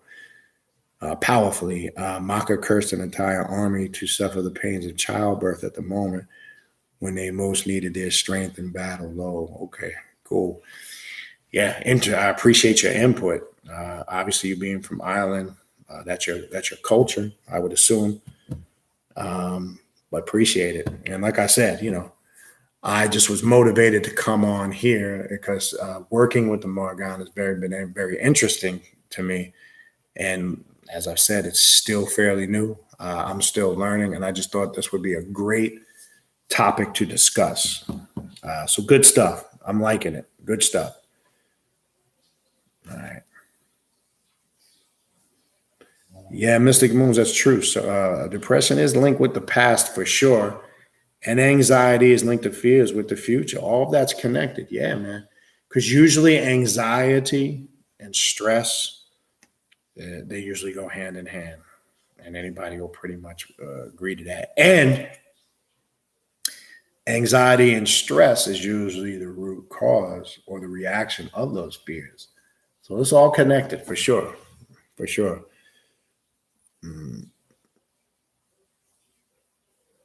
Yes, and good comment by Anthony. Make sure I'm not butchering it. Noctafero. When I was talking about the tick and the tock, he used another metaphor, which is very true. It's the space between each grain of sand in the hourglass. Exactly. Right? They take a second to fall. They take forever to fall. But really, is that being, when we use the illusionary calculation process? That's the same. That's good concept. Oh, shit. Damn, skipped on me. I apologize. Things skipped. I don't know where I left off at. Damn. Shout out to Shango Ray TV. I appreciate the comment. Thank you, brother. Yeah, the Omni Crumb Cake, Anton. It's the Omni Crumb Cake. That's what I call it. I was calling it Abercrombie and Finch because I just can't keep up with this shit, man. I'm sorry. I mean, I had to keep up with it because of my business, transportation, logistics, and all that. And I was, when a couple of years ago when, things first busted out, I was keeping up with the I stopped. I don't even keep up with it no more. My thing is I do what I need to do. I just wash your hands, wash your face, scrub your ass, and just be smart. It hasn't changed. I'm not going to live in fear. I still go out. I attend sporting events all the time. I go eat in restaurants. Everything's been wide open here. I'm not going to live my life in fear. Look, I ain't going to get up on nobody and breathe all up in their face, but I'm not going to be fearful. You understand? I'm not going to be afraid. I don't want to be that person with the goddamn fucking medical mask on and then the welder's mask over it and the spacesuit and the fucking rubber gloves. I'm just not going to live like that. You understand? And I'm just going to be smart, and then I take care of your health. like I said before, one thing they've shown with people that had this, especially in second batch, they had severe deficiency of vitamin D. Educate yourself on the supplements. Vitamin D, the most natural source of that is sunlight. And what they want on the shutdown, everybody stay indoors, don't go out, stay out of the sun. Why? Why are you telling people stay out of the sun? When everybody that's going into the hospital at that time has severe lack of vitamin D deficiency. Man, upgrade your D, find supplements, exercise, eat to the best of your ability, eat, take care of your health. If you're doing those things, you don't need to live your life in fear. That's all I'm telling you. I try to tell people that exercise thing is real. Okay? You just sit around, think as you get older, you ain't got to do nothing. Keep fooling yourself. Okay? Keep fooling yourself. Live your life. That's all I'm saying. I'm not going to live my life in fear. Like I said, I go to hockey games all the time, sporting events. I've been to WWE wrestling events. I posted some of this shit. You guys see a concert show. I'm fucking living my life, man. I'm not. Look, I don't go to these things. I ain't got to be all on top of people and shit. You stay there. I'm good, and I'm not afraid to talk to people. That's it. Yeah, man. Omni crumb cake, man.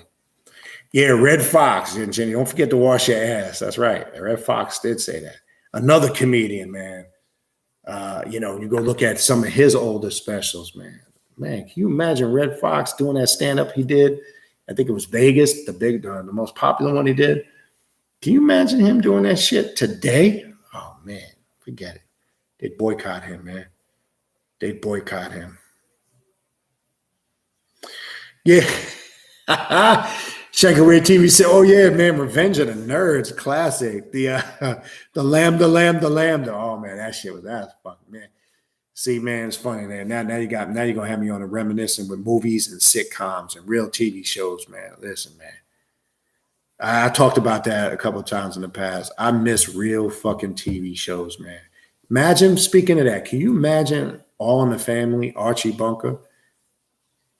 Can you imagine that airing today? The shit that Archie Bunker said on TV, it wouldn't even make it after the first season. They'd cancel it. But guess what? Archie Bunker is a real type of character that exists in New York. But you know what the deep thing about Archie Bunker is? Deep down, Archie Bunker isn't racist.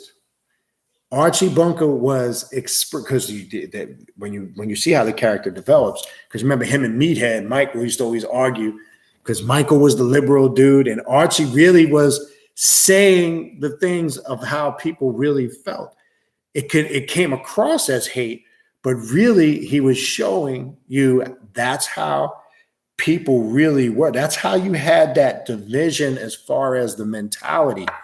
Because you take somebody who was brought up a certain way, came through a certain system of methodology, and then you take methodology, and then you take somebody who came up a completely different way, and those paths crossed.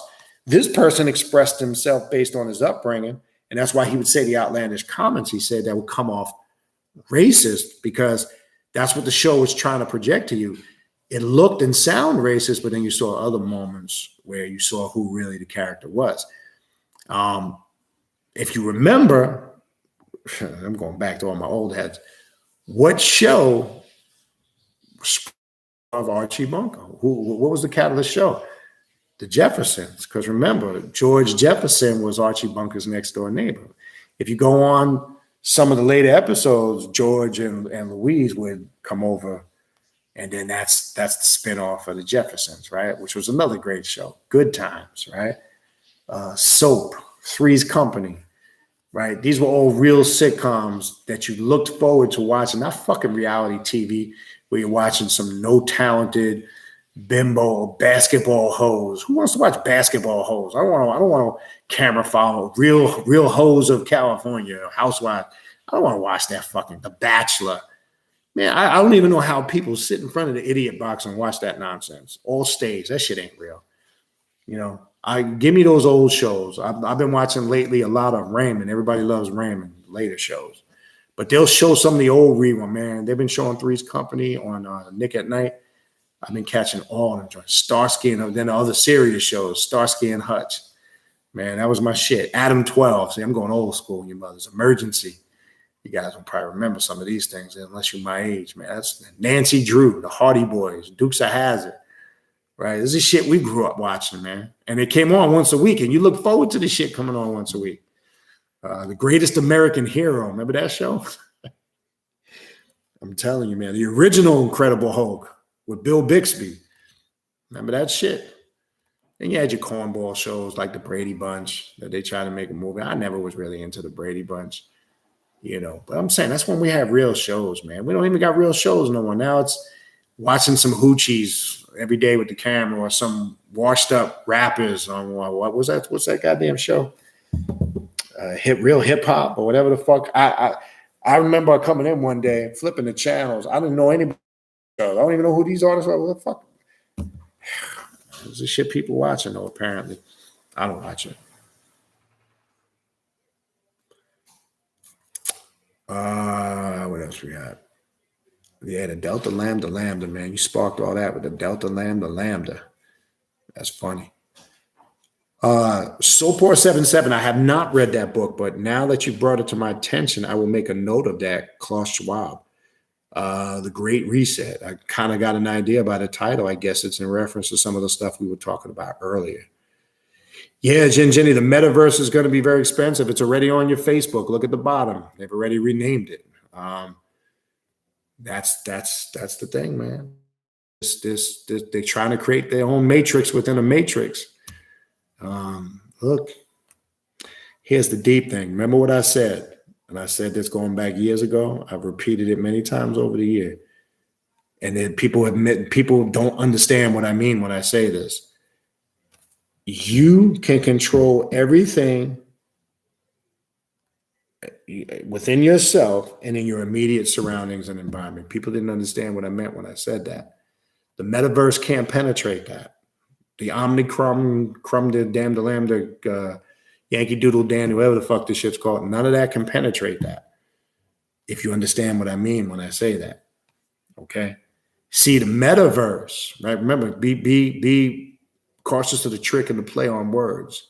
Meta, when you say metaphysics, meta just means beyond the physical. Metaverse, right? The multiverses, the metaverse, right? Listen to what they're telling you. It's all really a system within a system within a system. I know that sounds fucked up.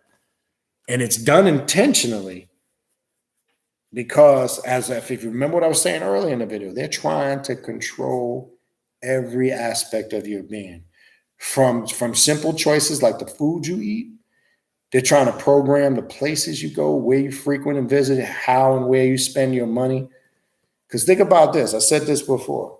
What if they wiped out all debt?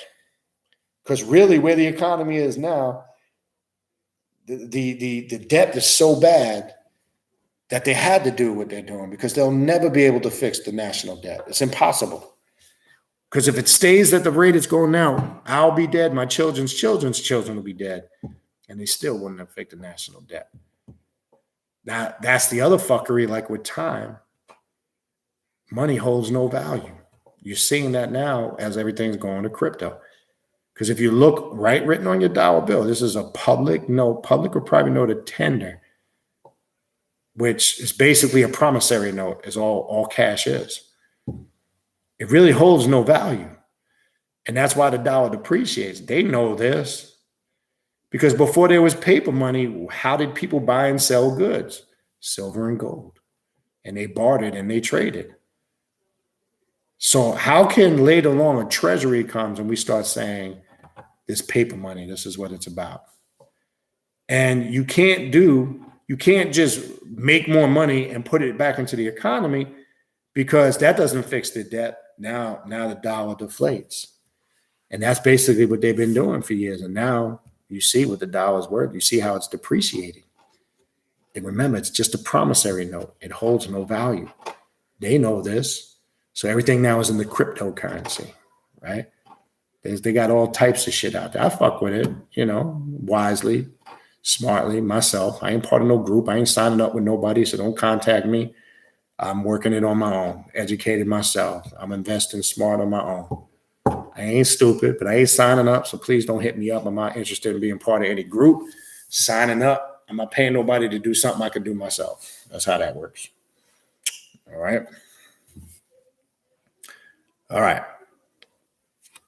Yeah, summer is magical. Fireflies in jars. Yeah, man. I used to love chasing fireflies in the summertime. Man, I haven't seen a firefly. No, I'm lying. I've been up to New York many times and saw him. I think the last time I saw him was probably 2019. Man, I used to love, man, let me tell you something, man. That's the other thing that's changed, though, man. I go back to New York, there's no 4 seasons no more. It just goes from hot to cold, cold to hot. Back then when I grew up, we actually had 4 seasons. You had a distinct spring, a distinct fall, a distinct summer, and a distinct winter. And you were clear when the seasons changed. See, I love the fall too, man. The fall, oh man, that's my shit. I love, especially. I mean, it's okay down here. It's Florida, South Florida. It's a little different. Like we're getting cool weather lately. These people, it's cold. They looking at me like I'm fucking crazy. I left the house like not today. I left the house yesterday. And it was in the morning, it got actually, to them it's cold, 48 to 50 degrees. And everybody here, when it hits 48 to 50 degrees here, they're in their bombers and shit, and they're wearing fucking hats and gloves. So I left the house yesterday morning, and my wife's from Jamaica, so she don't like the cold weather. But I left the house this morning, and yesterday morning I had on just a sweatshirt, pair of shorts, and sneakers. The first thing she said to me, "You leaving the house wearing shorts?" I say, yeah, because the difference here is when it's cold, by noon, it gets warm, 60 degrees. And I'm ready to come out of all that shit. It wasn't even cold. But to me, it's beautiful weather. I love 50s and 60s. Perfect weather to me. If I could find a place that was high 50s, mid 60s every day, I'd be in heaven, man. My own personal heaven. Right? But yeah, man. There were seasons back then. We ain't got seasons now. We don't have the seasons. Summer is magical. Bleeper Bob's Records in the Village. Oh, shit. I don't know how old you are, Jenny, but you, okay. Yeah, man. He has a good comment, too, by Jenny. The trans community ideology is driven by greedy doctors and big pharma. Yeah, it's all about that. Everything is big tech, big money, big dollars. Because if you look, when the pandemic hit, all you got to do, you can pull this up online. When they had that relief package, what was that term they used to call it, where they gave people payouts. Look at all the people that got that money. Okay, one of them was, what the fuck did Dr. Phil and his son need all that money for? Dr. Phil, the TV guy, he's not even a real fucking doctor. But he got supposedly to pay his staff. And then his son magically, shortly after that, buys a $10 million mansion, which he claims had nothing to do with that money that they received. Bullshit. Look, that reset, that relief package was for them. When they should have gave a lot of that money to that relief package to small business owners. And then when you had to apply for that, I know so many small business owners that couldn't get $1 out of that shit. Right? Look at all the lobbyists that made donations to campaigns. All they did was take care of their own when that went out. The money where it was supposed to go and should have went, it didn't go anywhere. None of that. It's crazy. Wallsies. Oh, that's old school. Forgot about Wallsies. Yeah, man. Listen, man. Like I say, man. I don't know, man. It's sad. Like we're talking about all this is great. It's a great reminisce, but man, it really makes me sad for this generation and the new generation. It really does. It's just, man, I feel so bad for these kids when what they're up against. Cyberbullying. It's crazy. Like I said before, I think I talked about this one time on a previous video. These kids go to school and they got to bring school home with them now. Because now they got to worry about going on social media and being bullied by kids in school. See, we went to school and that's it. We came home. School stayed at school. You understand? It's crazy. How these kids, don't get me wrong. They're dealing with some shit probably we didn't have to deal with. Not good, man. Not good. And it just, again, it really kind of makes me, sad for them. Because I see the vision of what's ahead, and it's very taxing and weighing what these kids are going to have to face, what they're up against on a social level, just on a social level alone, the pressure that they got to deal with, you know. And this is why I've always said, listen, man, talk to your kids, man. I keep stressing that to people. That's the first thing I do with my little guy. How's school today? How'd everything go? Tell me about your day. You know, you need to know what's going on in their mind, man.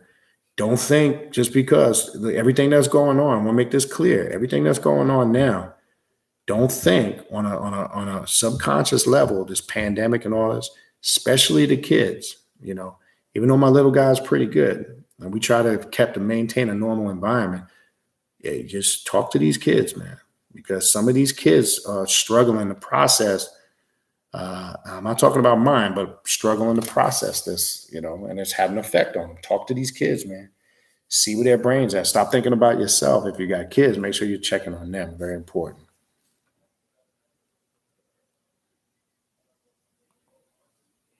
Yeah, Shaq says, yeah, some people can't read a regular clock. You're right.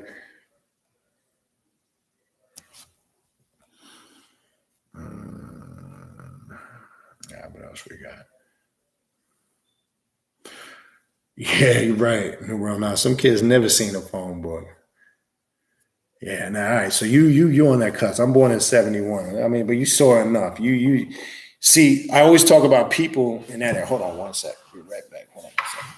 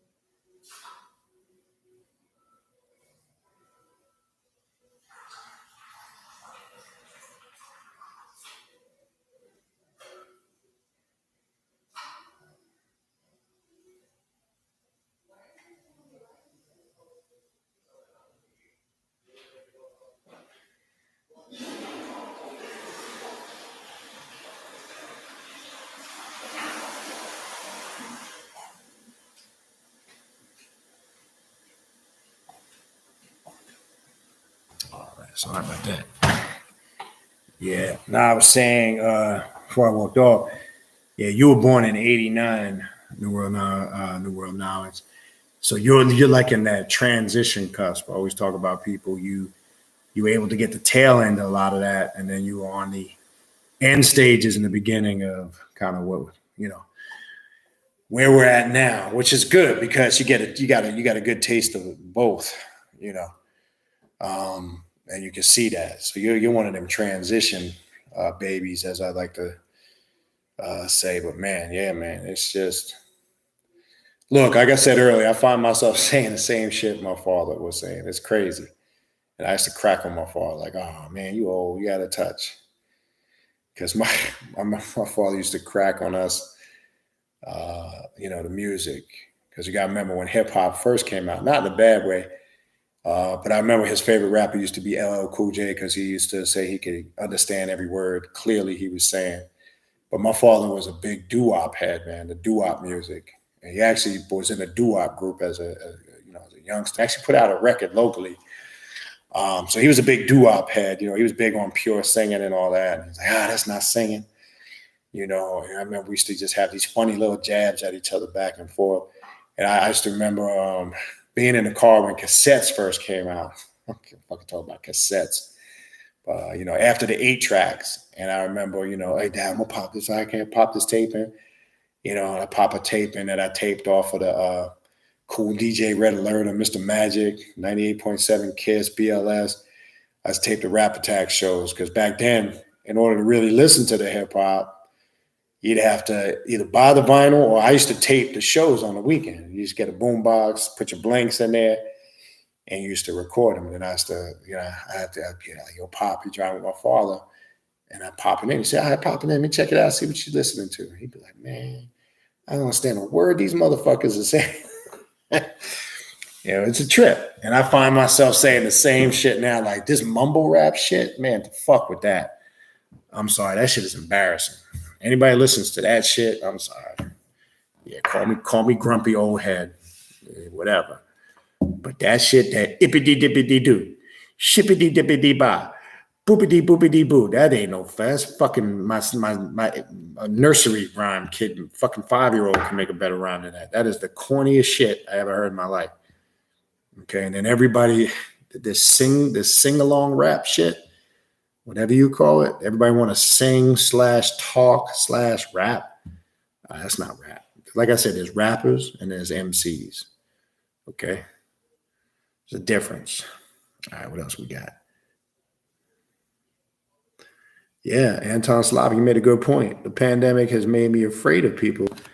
The BS they are so ready. Yeah, I agree. You're right. It's frightening.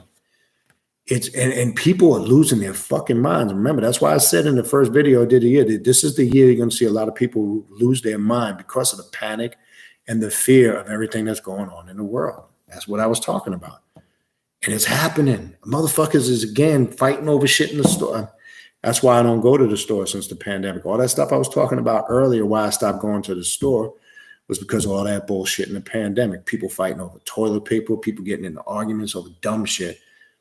Because my thing was when that shit first popped off in 20, when the first shutdown that they had, people running, buying toilet paper like, what the fuck? How much shit you going to think you're going to be doing? It just doomsday. Listen, something I did, and I suggest people do to avoid. And again, you got to have a plan. Think of action. For Patriot. You might have heard of the website. For Patriot. They sell survival food. And it lasts for up to 25 years. I bought a year's supply of survival food for my family that I got in tubs. You can store it anywhere. Don't need no special storage. You just keep it in a cool, dry place. It's got everything. Oatmeal, cereal, pasta, meat. I got a water filter device where I can go down to any body of water and purify the shit myself if worse come to worse. Because if shit get haywire, I ain't trying to listen. I'll shoot somebody before. I know me, and I'm not going to get caught up in that madness. I would just suggest people, I would suggest you strongly, just for an extended emergency, you should have some survival food. You should have some weapons just to protect yourself and protect your family. Just a suggestion, okay? Because people is nothing to fuck up, okay? The survival food with 25-year shelf life is good because you don't have to worry about if something hits, especially for us here, because we got to worry about hurricanes sometimes. I ain't trying to run to the store to get canned goods and all that shit. And I got an emergency week supply that I have access right there. That's something I would go to first. And simple to make. You don't need nothing. And I got a little mini thing I can heat up the whole night. Trying to tell y'all, okay? Because they're getting ready to put some shit on us. Trust me when I tell you. They're getting ready to, all this is a test run to see how we respond and react to adversity. Trust me when I tell you. You heard me tell you that. Okay? They want to see how you respond. Right? I told you, and I say this again, there's nothing to worry about until you see these motherfuckers getting into ships and going to outer space and Mars. When you see that starting to happen on a regular, I'm not talking about, I know they're going to Mars. I know they're trying to build. When you see motherfuckers getting out of here left and right, then you know something getting ready to happen. That's how you know. Other than that, their plan is to stay right here with you. Trust me when I tell you. Oh, shit, we got honeymooners, Mr. Belvedere. Oh, yeah. $6 million man. Oh, yeah. That was some good show. MacGyver used to annoy the fuck out of me, though, man. I used to get so mad with that show because I'm like, dude, really? Like, yeah, we got any string? Like, this guy would do shit with stuff that was just literally fucking impossible. It was a more funny show to me, but I wasn't huge on MacGyver. But yeah, MacGyver's part of that era too. That's funny. You guys bringing up some good ones. I got to check that out. Sapporo 777. Matter of fact, I'm going to put that in my cart right now. I got to find it. Hold on. Where is it? Okay. I copied it. There's another one I got on the coronavirus I would suggest. Hold on. Let me grab that, show that to you guys real quick. I think I showed it one time last year. Hold on.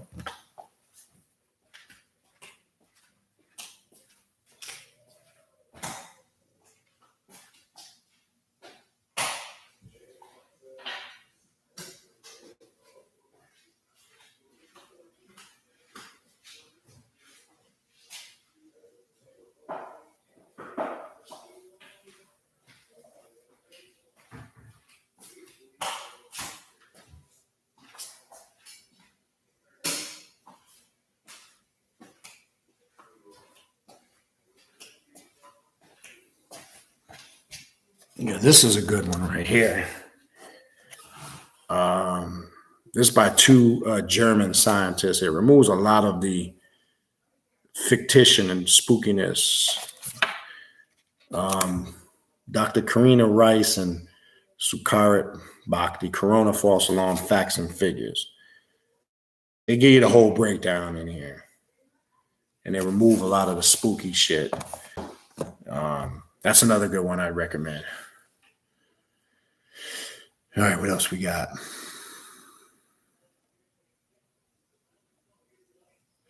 Yeah, seasons seem like they're disappearing everywhere that used to have seasons as far as winter, spring, summer, fall. It looks like it's disappearing, man. It's crazy, but that's nature changing. All right, what else we got? Oh, all right, I see Brother David and Keelan in here. Yeah, good to hopefully you guys make it down this way soon.